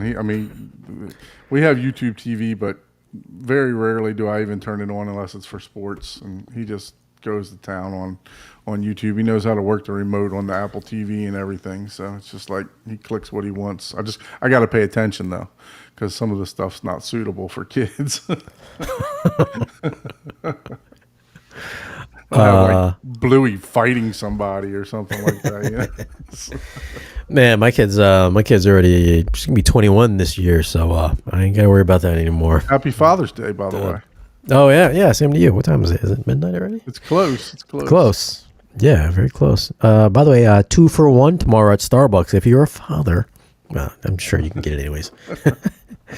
UK home theater, Shane, SVS or REL? SVS or REL? Oh, it's a good question, I guess. What would I pick? Well, I would say, I guess you would have to. That's a tough question because you didn't put a price. REL, right? Yeah, you didn't put a price in there. You'd have to put a price in there. Yeah. I got 2 of the RELs. No, excuse me. I got 4 of the REL 15s. And it was because of your review that I got those too. Wait, did you buy 2 from me? No. Was it somebody else? I bought the projector from you. Remember, I bought your NZ7. Yeah. Did you sell that? NX8. Yeah, I sold it to another guy. Oh, but, did you get your money? Did you make your money back? Oh yeah, I honestly didn't even upcharge him. I just charged him what I bought it from you from. It was for a friend, so he was starting off in the home theater area, and I felt like I priced it too low for you, but you got a good deal. You need me to send you a little extra? No, it was a good deal. So, and then I bought the Emotiva amp from you too. One of the what was it? A 3-channel? 3-channel? No. Was it 3? XPA 3? Might be 5-channel. 5-channel. XPA 5? Yeah. Did you sell that or you still got it? No, I still got that because all my amps are Emotiva. So I have a 3, a 5, and a 7. And then I added on another. Oh, really? Yeah. Oh, you got a lot. Damn, you got 3 of them. Yeah, yeah. Yeah, I'm, they I'm still gonna have rock. 11 channels, 11 bed channels once I'm done. So Oh, how many 11 bed channels? And then, so you got LCR wide surrounds. I already fucking lost count already. 3, 4, 5, 6, 7, that's the beverage 8, kicking in. 9, 10, 11. Oh, all right. LCR wides, 2 sets of side surrounds, and then 2 backs. Yeah, I'm trying. I have the Lindorf processor. It's only got 16 channels, so I'm probably going to. I don't want to, but I'm trying to figure a way to add the other side surrounds in. You know, I don't really want to split them, or Y them to make them the same signal. But Oh, I that can't do 2 sets? no, it's only 16 channels. So I guess I could Yeah, drop. yeah. I guess I could Yeah. drop the. I could drop down from six Atmos to 4 Atmos and maybe work it that way. But I'm gonna play around with it on the channel once I get everything set up. You got the, what was it, MP60 you said? MP60, yeah. Yeah. That's their flagship, right? Right, right. Still? Yeah. Still, yeah. Hopefully, I've been working on this thing for so long that they're probably ready for a new model now. So I hope not. Is that upgradable or something like that? Or what's the architecture like on that? there is some panels on the back. I know you can up. They offered an upgrade for the 2.1 HDMI. They currently sell them at 2.1, but I bought it previous to them having the 2.1 in it. Yeah. So I think it is somewhat modular. I asked them, did they ever have any plans to expand on channel count, and they said they did not currently. So maybe you'll be looking at a Storm or a turn off later on, because I You think know that's which gonna, one. You know which one yeah. you're going to get. You know. I want the 32, but I don't know if I want to spend the 32 money. Well, just get the 24. Yeah, I guess I could do that too. I mean, how many channels are you going to put in there? Well, I mean, I Technically, think it's 28.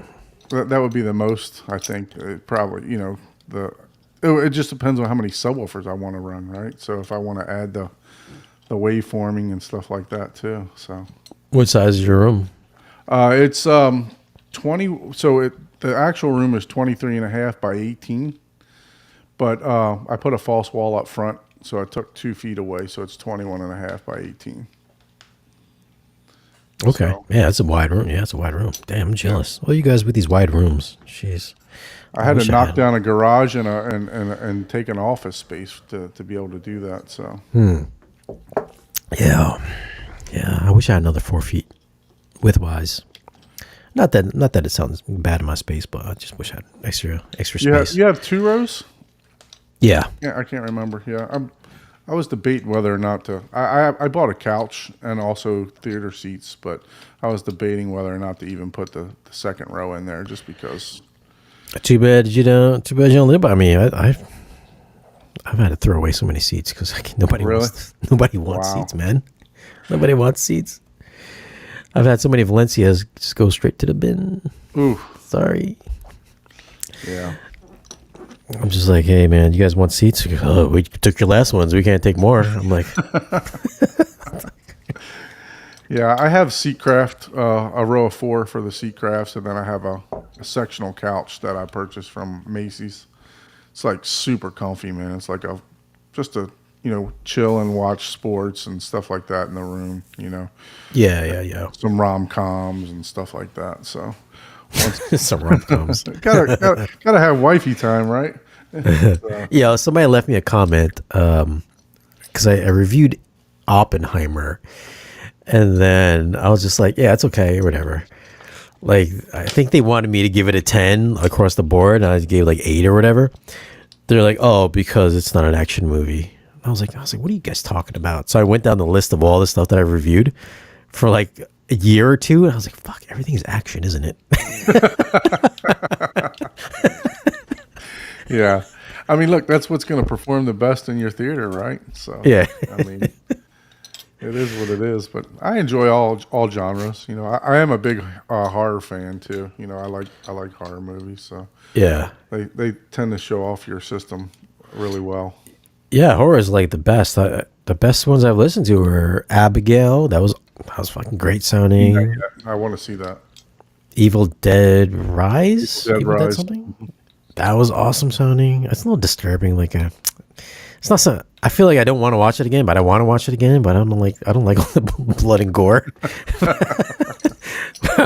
Just Well, just turn the projector off and listen to the sound. what did I watch today? The Watchers, Strangers, The Oh, The Strangers. I watched Strangers. that. That's a remake, dude. That's a Yeah, fantastic movie. yeah, that sounded really. I watched that like 2 nights ago. That was really good as well. I was like, man, all the horror stuff is just like really good. All really good. I mean, if there was just a little bit more bass in all of them, they'd be like tens. I think the best one is still Evil Dead Rise. Yeah. Yeah. Yeah, I know. You were on DJ's show before. His partner, Steve. He really likes that Evil Dead Rise. Yeah. The guy that's on his show. Yeah. Disturbing though. You got some I've wrong not with seen you. it yet. I have so many movies to watch. I've been trying to hold them off, so that I can actually see them in the theater. But You don't have nothing right now? I don't have. Well, I had a living room theater, but my motivation was to tear the living room theater down, which I was running 3 of the stacked Rel 1508s. I had them in the living room, and then I had an Atmos set up with 7.4 or 7.3.4. So I had that set up, but I tore it all apart just to give me motivation to get the theater done. Unfortunately, that didn't work because it's been like a year since I've dismantled that. So the name of the podcast is The Home Theater Hub. It's on Ike and my channel. We don't actually we have a YouTube channel for it yet, but we're still trying to grow our individual channels. So we broadcast to both our channels, which is Ike's is Easy HT Tech and mine's Horizon Home Theater. There you go. Make sure you guys you can drop a link in the chat. Oh, cool. Thank you. Get all these people to subscribe. What is your favorite part about the hobby? I enjoy the gear. I'll be honest with you. Shame on you, man. Shame on you. No, I enjoy the gear, but I do enjoy like meeting a lot of people, right? So you just going to talk to people, like-minded people, at some of these events. I know, Shane, you said that you like to stay in the house and hibernate. I'm a salesperson at heart, right? So man, I like to get out and talk to people. So that's what I like to do. So, but that's the most enjoyable part to me. But I do like the gear too. I like reading the specs, changing it out, trying different stuff, So Yeah. Yeah. I used to be like that too. Then I started doing the reviews and getting more stuff. And after a while, it's like, oh, it's another receiver. yeah. I was like, oh my God, it sounds like the same one. God damn it. How do you, how do you review the difference between the 6700 and the 80s? The next one, right? The You 4300. can't. There's no difference. It's the same thing, man. It's the same thing. This one has Cobus support, but last year's doesn't. Right. You got a couple more subwoofer channels. I think at that time frame I was like, that one year was like, oh, you got to pay $300 for Oro, but the next year you didn't have to pay $300 because it was included, but it still sounded the same. I was like, okay, well, that's a selling point right there, I guess. What's fun about the hobby? I mean, listen, the fun part about the hobby is, for me, is just watching movies, man. Just watching. I only say that now because I've pretty much got what I need to get, so I'm pretty much done.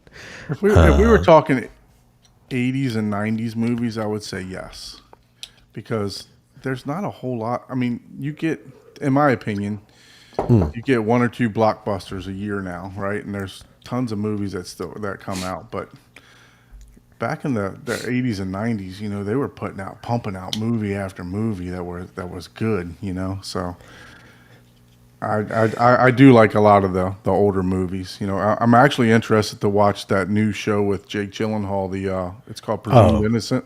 yeah, yeah, yeah, yeah. Yeah, I do want to see that. I'm going to take some time to watch that. Yeah, I just get to. Man, I was mentioning this earlier. There's just so many shows out now. There's so many new shows every week that come out. It's like, and they look good, but it's like, man, you got to get invested with it though. It's like, I was like, yes, I do want to watch that show, Presumed Innocent, but it's like, I feel like I need to wait 3 months for everything to drop, just so I can really get Binge into watch. it. Yeah, and then it's like, oh my god, there's gonna be season 2. Now I gotta wait for next season. I was like, I just started The Boys. Did you watch The Boys yet? I've not watched that yet. Any of them? None of them. No. Oh, dude.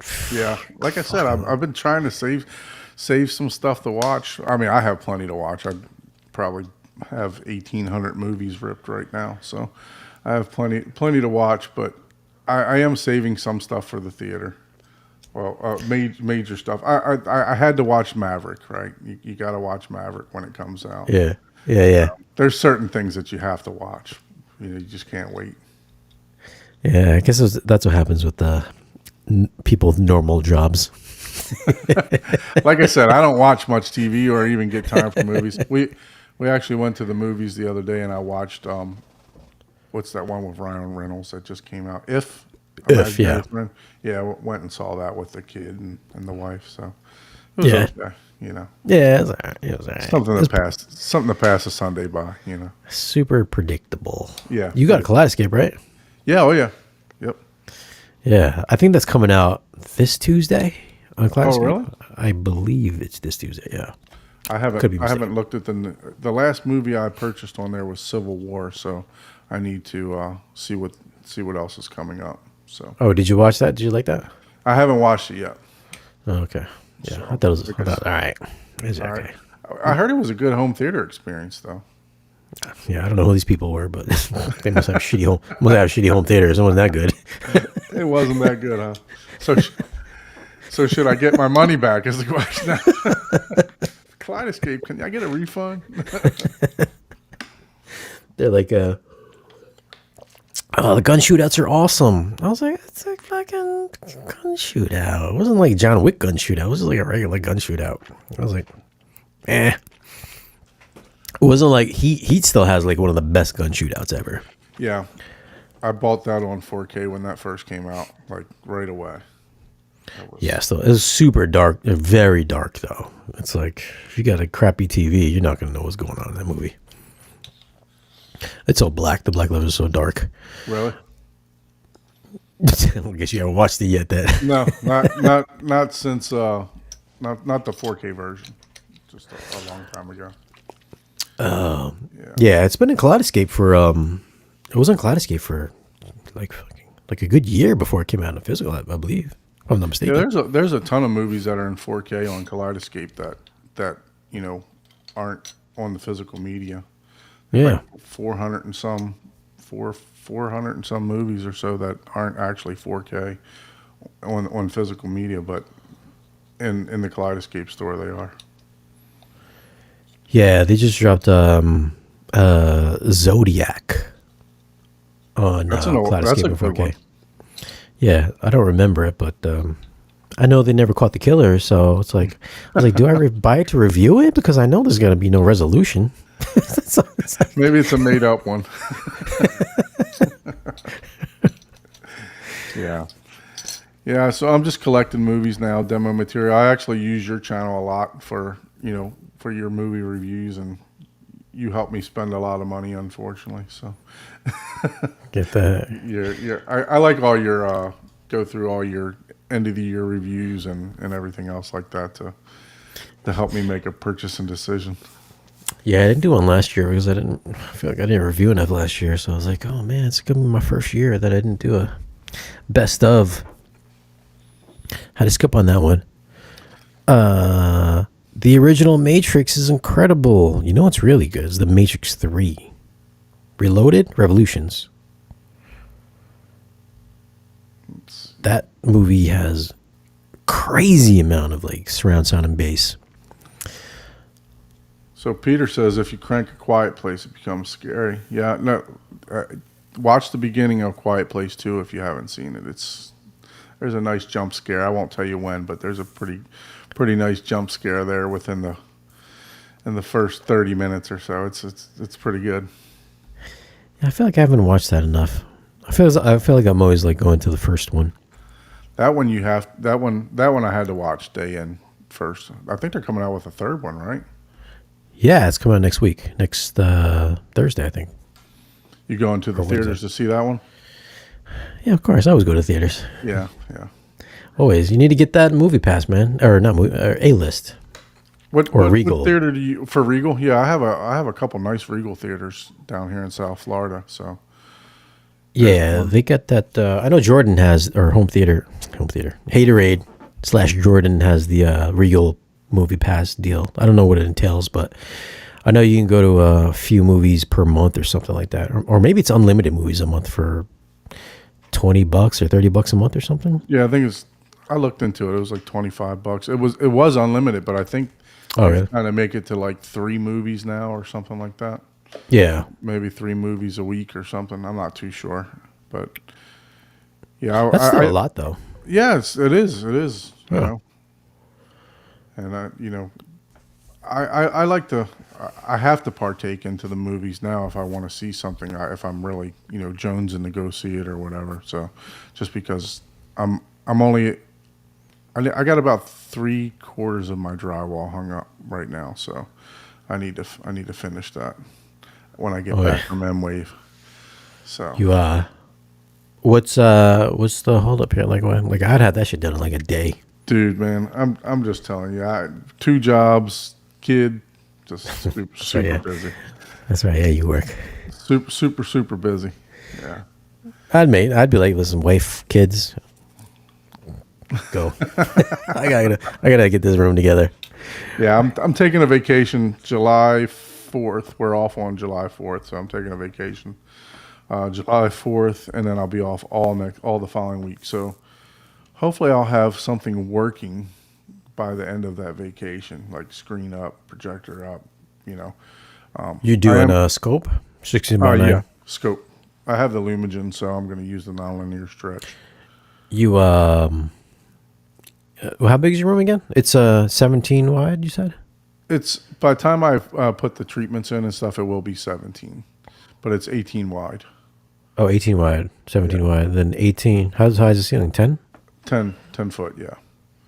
9 foot at the tray, like the drop down. So I built all that stuff, man. Just I went through it all. Surprised you want to go 16:9 to kind of just maximize that wall space. 163. So if I go, I don't want to go too low because when you recline, if you go all the way, if you go too low with it, your feet start to get in the way and everything else. So try to do it like 30 inches from the ground. What are you talking about when you recline? When you recline back in your chair, your feet pop up, right? So then if your screen's too low, your feet are in the way.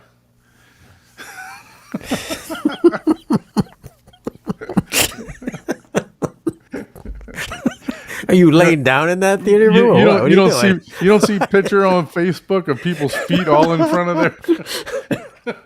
front of their screens and stuff. Like, no. Okay. All right. I guess I never really thought about that. All right. Your feet don't get in the way of your screen? No. No. What size do you have? I got a 150. 150. I feel like I probably should have went to like 160. I probably could have went to like 160. Stewart? No, Screen Innovations. Screen Innovations, okay. Yeah, they had their weave screen, which I liked. I thought it looked better than the Stewart span. I don't want to call it spandex. Than Stewart weave. Or no, what the fuck? What's the correct term? Well, the Stewart one looks like it's made out of spandex. The perf, right? The micro perf? No, that one has the holes in it. That one has the holes. I guess their weave screen. I don't know if that's Okay. the correct term or not. Yeah. It just looks like it look. And then Screen Innovations has. It's like I guess it's more of like a weave screen because it looks like the fabric intertwines with each other. It doesn't look like cloth. Like the Stuart looks like spandex. It's spandex. Like no other way to put it. It's spandex. But the Stuart screen has like it's like more like a weaved pattern almost. So and you get a higher gain. Like this the Screen Innovation has a 1.1 gain, and then the Stuart has a zero point 0.7 gain. So it's noticeably dimmer. So I had to go with Screen Innovations. So what we got here? That's the construction. You're gonna put the screen over the door? Yeah, man. No. So this is what it started off as. The room in the back was an office, and then this over here where I have these acoustic treatments, that was a garage. So I had to level the floor off. That was me busting everything. That's an audio show that I went to. Let's see here. See if I can. Oh, that was a cool place. They had like some museum. They had like 10 or 12 barcode projectors in there. I'm looking to do something like this for my design. So fabric. Okay. That color? Yeah. I don't want an all blacked out theater. So this is the idea, is to have like the first 8 feet, maybe 5 feet all black. Mm-hmm. So I want something that we can go into and possibly, enjoy some daytime stuff. I have windows that I'm going to put window plugs in that'll be removable. Uh-huh. So this is my build, man. This is where I'm at right now. I have a little bit more drywall hung, double drywall. Mm-hmm. Is that it right there? Gray. So this was a company that out of the UK that I saw on YouTube. They actually shipped the panel like this, like the whole panel, and you install it. So this is just some stuff that we were talking about on our theater. I do like this theater too here. Yeah, that's cool. So I'm debating between those colors because my seats are the exact same color as those two. White? Yep. Interesting. Yeah. Make sure you when you're done, send the theater in for me and Don to roast. Heck yeah, man. I'll definitely do that. So yeah, that's my build. Built it all by myself. So yeah. The only thing I did was have the electrical done. Yeah. You don't want that insurance adjuster coming to your house and be like, yeah, your house burned down because you installed that wire wrong. So Damn, look at that. That's what'd you say? It was 10 foot, right? You said. What's that? Yeah, 10 foot. Yeah. 10 foot to the top, 9 foot to the tray. What's the back row? Oh, you don't know if you're gonna do a back row. The back row. I'm gonna do a riser for. I plan on doing a 15-inch riser. Yeah. So it'll, still be pretty good. There's my seats right there. Oh, those look like, what are they, like 45 inches tall from the back? Yeah, they're the taller ones. So I purchased these before I saw your video. I was like, dude, that back row's not going to be able to see it for those. I can tell you that. Well, these are going to be in the back row. The couch is going to be in the front row. Oh, okay. Yeah. Oh, okay. Okay. Look at that. So I like those. Yeah, comfy. Those look comfy. Look at this guy. Is that you? Here's how I test whether or not my theater build is strong enough. Right? There's a $15,000 projector going in there, so I'm testing that. Are you going to keep the box just like that, or are you going straight across like a soffit or something? So the box, no, so there is a soffit in the earlier pictures. Let's see if I can find them. So there'll be a bottom put on the box. So you can see here. Yeah, I got you. And then I'll drywall the rest of it into. Look at that. Handy, man. You did all that yourself? I did everything, man. You know, You the know how to studs, mud? the walls. I do, but I prefer not to do it. But look, I had some. I don't know what it is. I hired 3 different people to come finish this drywall for me, maybe 4, and they just don't show up. I don't know what it is. So I mean, and I even let some of them name their own price. He's like, "How much?" And they still don't show up to do the work. So it's like, just come finish it for me. I just need help to finish it. So Well, mudding sucks. My mudding yeah, looks I like know. crap. My The, the ceiling looks good like the crap.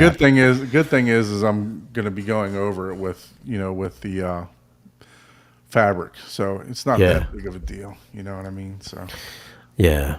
I don't Yeah, need I like did. a level 5 finish or anything. Dude, I painted my wall. I spent like $400 in black paint. I just like put fabric all over it. It's like you can't even see it.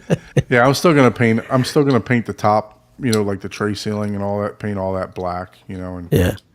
I'll still paint. All the wood and everything back black too. So Yeah. Looks cool. Looks good though. Looks good so far. yeah, man, I'm working on it slowly but surely. I'm only like 2.5 years into this project. So Oh my god! I did mine in 3 yeah, months, dude. Come on, it's going yeah, I on. know. It's going on. I'm like, there's another guy. I don't know if you ever heard of him, Chris from my home theater. He's got a channel, and Yeah, he's built 2 theaters in the time that I built one, a half of one. So, so yeah, but you know, it is what it is. I always preach family first. You know what I mean? So got to take care of the family first and make sure that the kid gets father time and everything else like that. So yeah. I remember when my kid was younger, had a home theater back 15 years ago. When she was like 5. She was like, "Oh my god!" We were watching Finding Nemo. I put Nemo on. That's when Nemo first came out. She's like, "Wow!" And every subsequent year after, she was like, "I was just watching on my iPad. I just get the iPhone." yeah, I worry about that because I have to when we go to the movies. Like I took him to see took him to see Mario, and getting him into the theater was a struggle. He didn't even want to go to like the movie theater. But once he sat down and started watching it, then he got involved and really enjoyed it. So I'm Yeah. just hoping that I don't bring him into the theater and he's like, "All right, see you later, Dad." So These kids nowadays, though, they're just like, "Just give me the iPhone. Just- exactly. iPhone's fine, Dad." I'm like, okay, that doesn't matter. My kid's 20. She's just like, well, she don't even live with me anymore, so it doesn't matter. She's already grown. She's out of here. It's always just me in the theater now. I was like, I've been trying to get 6 matching seats like forever. I'm like, I don't even know why I need 6 matching seats because only one of them matters. Yeah. How many Yeah, people do you have coming over, to actually sit in those seats? yeah. No way. Every once in a while, I'll go sit in the back corner just to be like, sit there by myself. Wonder how the space sounds in this corner over here. They say, they say that tone mapping. I mean, not the tone mapping. The waveforming is working good, but I don't know yet. Yeah, I'm always just like, oh, let's sit back here. Different experience. Then every time I go to a different seat that's not the main, I'm like, this is way more comfortable because it's all firm. It's like tight and You firm. haven't worn it out. Well, I need another chair. Yeah, right. Yeah, they're supposed to send me this something like heating or something like that. It's called like heating Are they and doing heating and massage now? heating massage. That's what it is. Yeah, Yeah, I thought I saw something on that they're doing heating and massage. yeah. I was like, well, like, I didn't want to do it. I was like, all right, well, if you got to do it, I was like, just send me one. I was like, I don't want another 3. I was like, just send me one. Yeah, I'd imagine it'd be tough to box those back up and send those back. So they're pretty hefty. I'm sending them back. Put them in the living room. The massage ones, you might fall asleep in the theater. So I don't know. I have problems if I recline back too much. The next thing I know, I'll be knocked out if the movie's not too interesting. So it That's doesn't why. matter how loud it is. Yeah, I think that's why I kind of like I slept till like 4 o'clock today because I was watching movies for 2 straight days in shows. I was just like, I think, what did I watch this morning? I watched something this morning. I watched Five Nights at Freddy's this morning. I don't know why it just popped into my head last night. I was like, you know what? Let me watch Five Nights at Freddy's. And then, I was just like, I woke up and I just watched it. And then I just like, you know what? I'm taking a quick nap. And I woke up before 4:00. You were up later you were up later than I woke up this morning. I was up at like 3 a.m. this morning. So. Oh, yeah. I was still awake at that time, yeah. I was still awake at that time. That's the bad thing. When you start doing, I don't know if you're gonna like do products and stuff like that, or you just doing the podcast stuff. But it gets tough getting the motivation sometimes. Yeah, I've been putting this off for like, I got so many speakers here. I gotta stop emailing. So I'll get like, there'll be like something cool I want. I'm like, oh, can you send me this? Yes. I'm like, yes. It'll come in. I'm like, boxes. I was like, I'll wheel it into the kitchen. Wife comes home. She's like, what's this? I was like, it's speakers.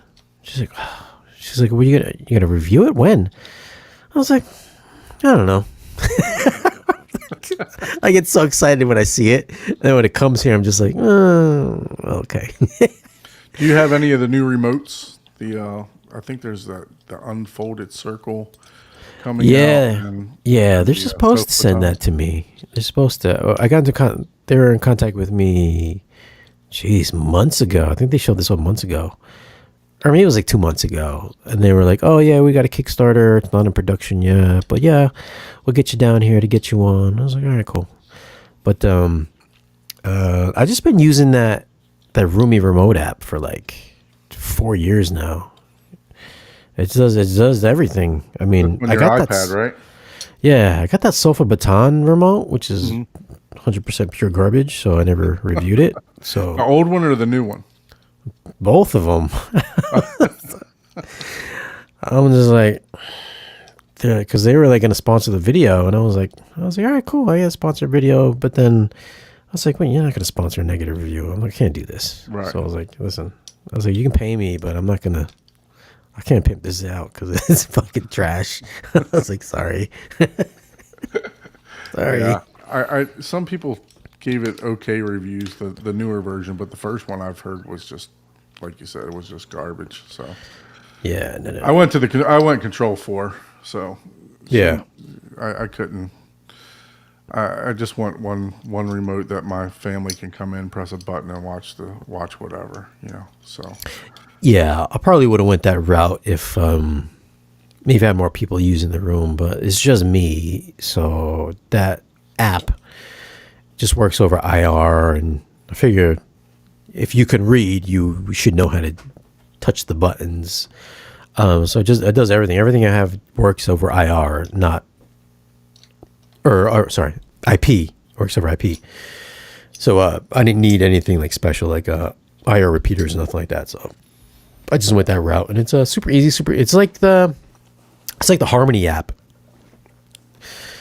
You know how the Harmony has that iPad app where you can just same concept, same setup and everything like that, and it's $10. I think you get $10 to buy it, and then I think there's a subscription fee. I'll have to try it out. I still have a Harmony Pro still in the box, never even cracked the seal. So I probably can sell that thing for a good amount of money. Yeah, I've got one. Yeah, I've got one too. I still have my old ones just sitting in a box. Still in good shape. But yeah, I mean that's a good easy solution if anybody's looking for easy control. Yeah, that's the one that I'm got the Neo for the. Oh, look at that, fancy. They have a updated one too, so one that has some aptive feedback and stuff like that, I think. So look at you. What do you got? Some Bathies on your ears? Yeah, Focal. Remember, I tried to buy them from you. You had sold them though. Yeah, they're gone. They went quick. Yeah, those are good. What you bought those ones? Yeah. I actually bought them from Dream Media. Bought them from Callan. You could have had mine for half price. I tried to buy them from you. They were already sold, man. So You snooze, you lose. yeah, I was too late to the party. I like going to Shane's Clearance Corner, man. If you guys are not a Patreon to Shane, go ahead and become one because you can. I'm living proof that you can get some good deals from him. So I am hoping I get a NZ8 somewhere from somebody else's clearance corner for like $3,000. Because doubling up on them. that's an awesome idea. Actually, I didn't even Yeah. think of that because I was going to because I'm actually a dealer for JVC. Yeah. And I was going to, sell mine as a demo unit and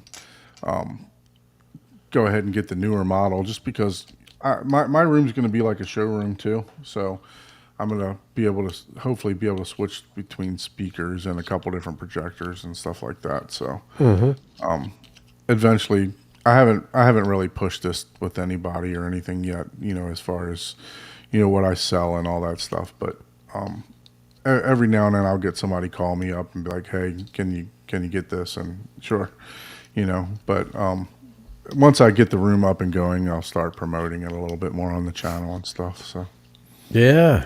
Yeah. Do it up, man. Yeah. I made sure I did my projector box so I could remove the front panel and line up projectors if I'm doing reviews or something like that. So that was one of the ideas I had. So, and then somebody brought up buying, getting 2 projectors yesterday. I was like, oh shoot. I was like, you know what? People are going to be dumping their NZ8s for like dirt cheap. yeah, So 2 NZ8s versus 1 NZ800, blow it away for sure. even 900. Yeah. And be like this probably cheaper than just buying one. So you're gonna stack them like you used to do the old Runcos, huh?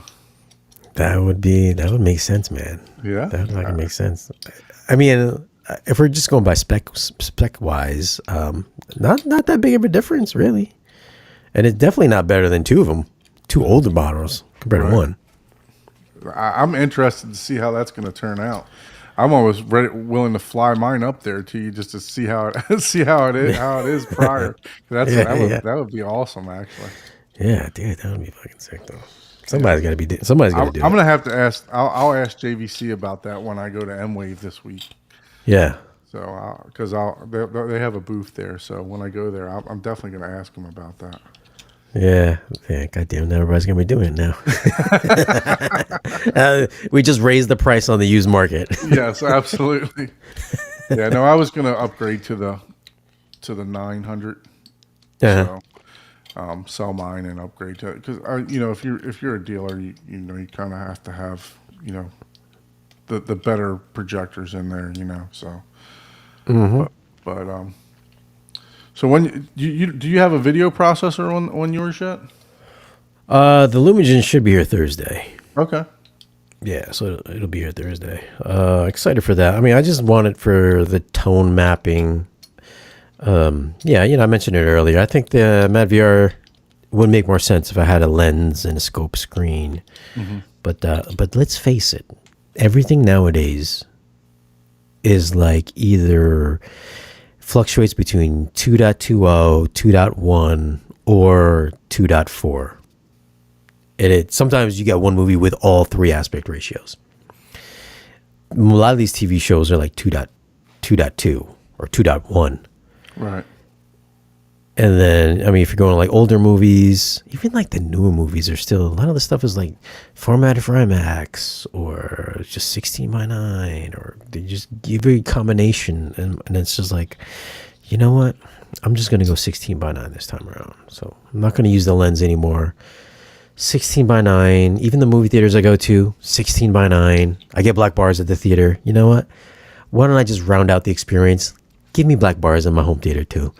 See, that I don't like. I have to get rid of those. I got to put some masking up or something if that's going to happen. I'm actually considering doing a drop down 16:9 that'll go in front of the 240. So I'll have two separate screens because I have that soffit, right? So I can hide it up in that soffit, and then it'll just drop down just to be able for being a dealer to be able to show the two different aspect ratios. I would say, so my rationale was maximizing the width. If you maximize the width and you can't fit any more height wise, then go scope. I agree. Yeah.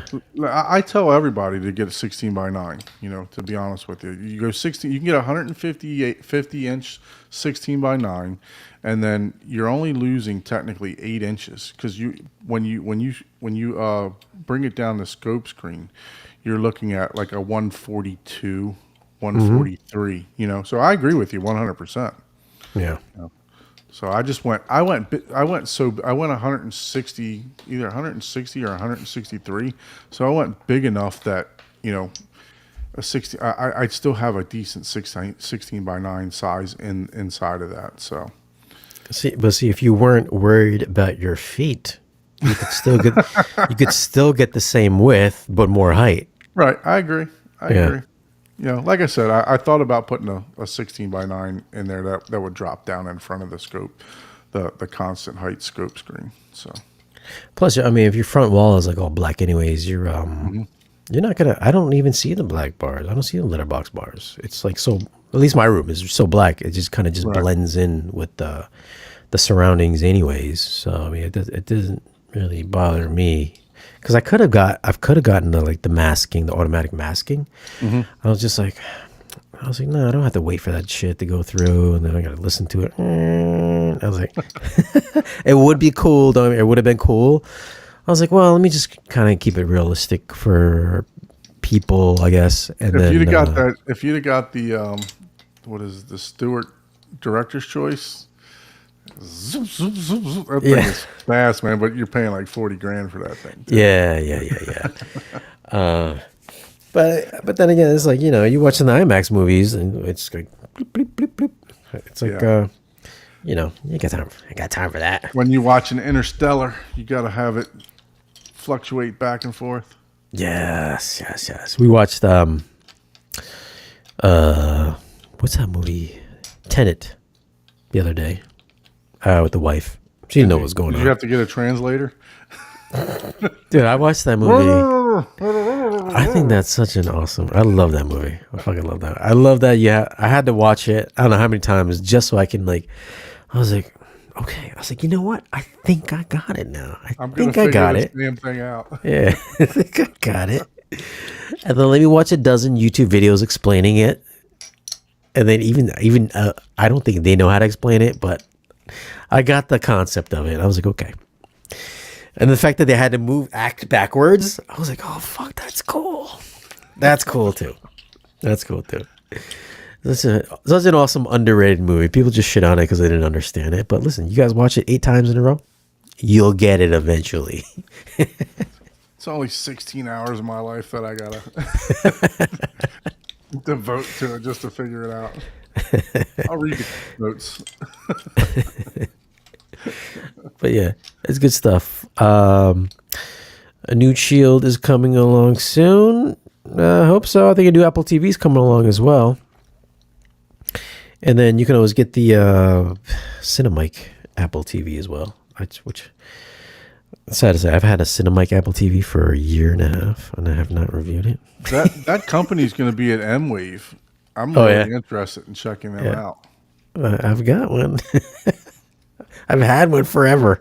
I've had it forever. They I guess they upgraded just about everything and anything, right? With different parts and all that. Yeah, I think they swap out the power, definitely the power supply, and I think maybe some IC chips or some DACs or something like that. I haven't even plugged it in; it's still sitting in the box. Oh wow! I was like, oh, shoot, because I met him. What are you I met him using in for your Germany. physical media? For because I know you have Kaleidoscape, but what? Yeah. Are you still using the old Zapiti with the Arvolution? Yeah, I got the Zapiti. I got a Zidu, and then I have the Zapiti with Arvolution. So whatever the best Zapiti was before they went out of business. Okay, the reference. Yeah, the reference one, which is still super cool. I mean, still looks great. It looks like the Zidu, honestly.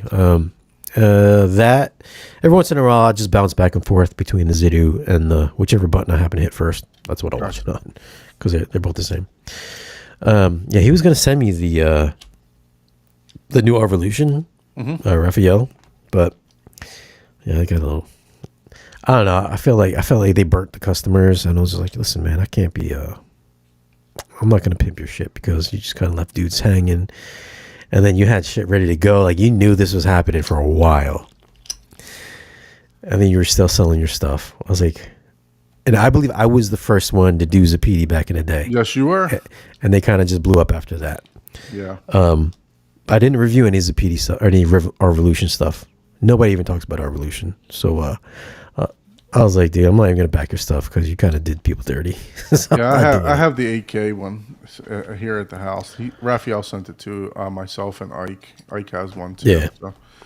Ike did a good review on it. Actually, it's a good machine. I mean, it's snappy, man. It's fast. You see any benefit of the AK?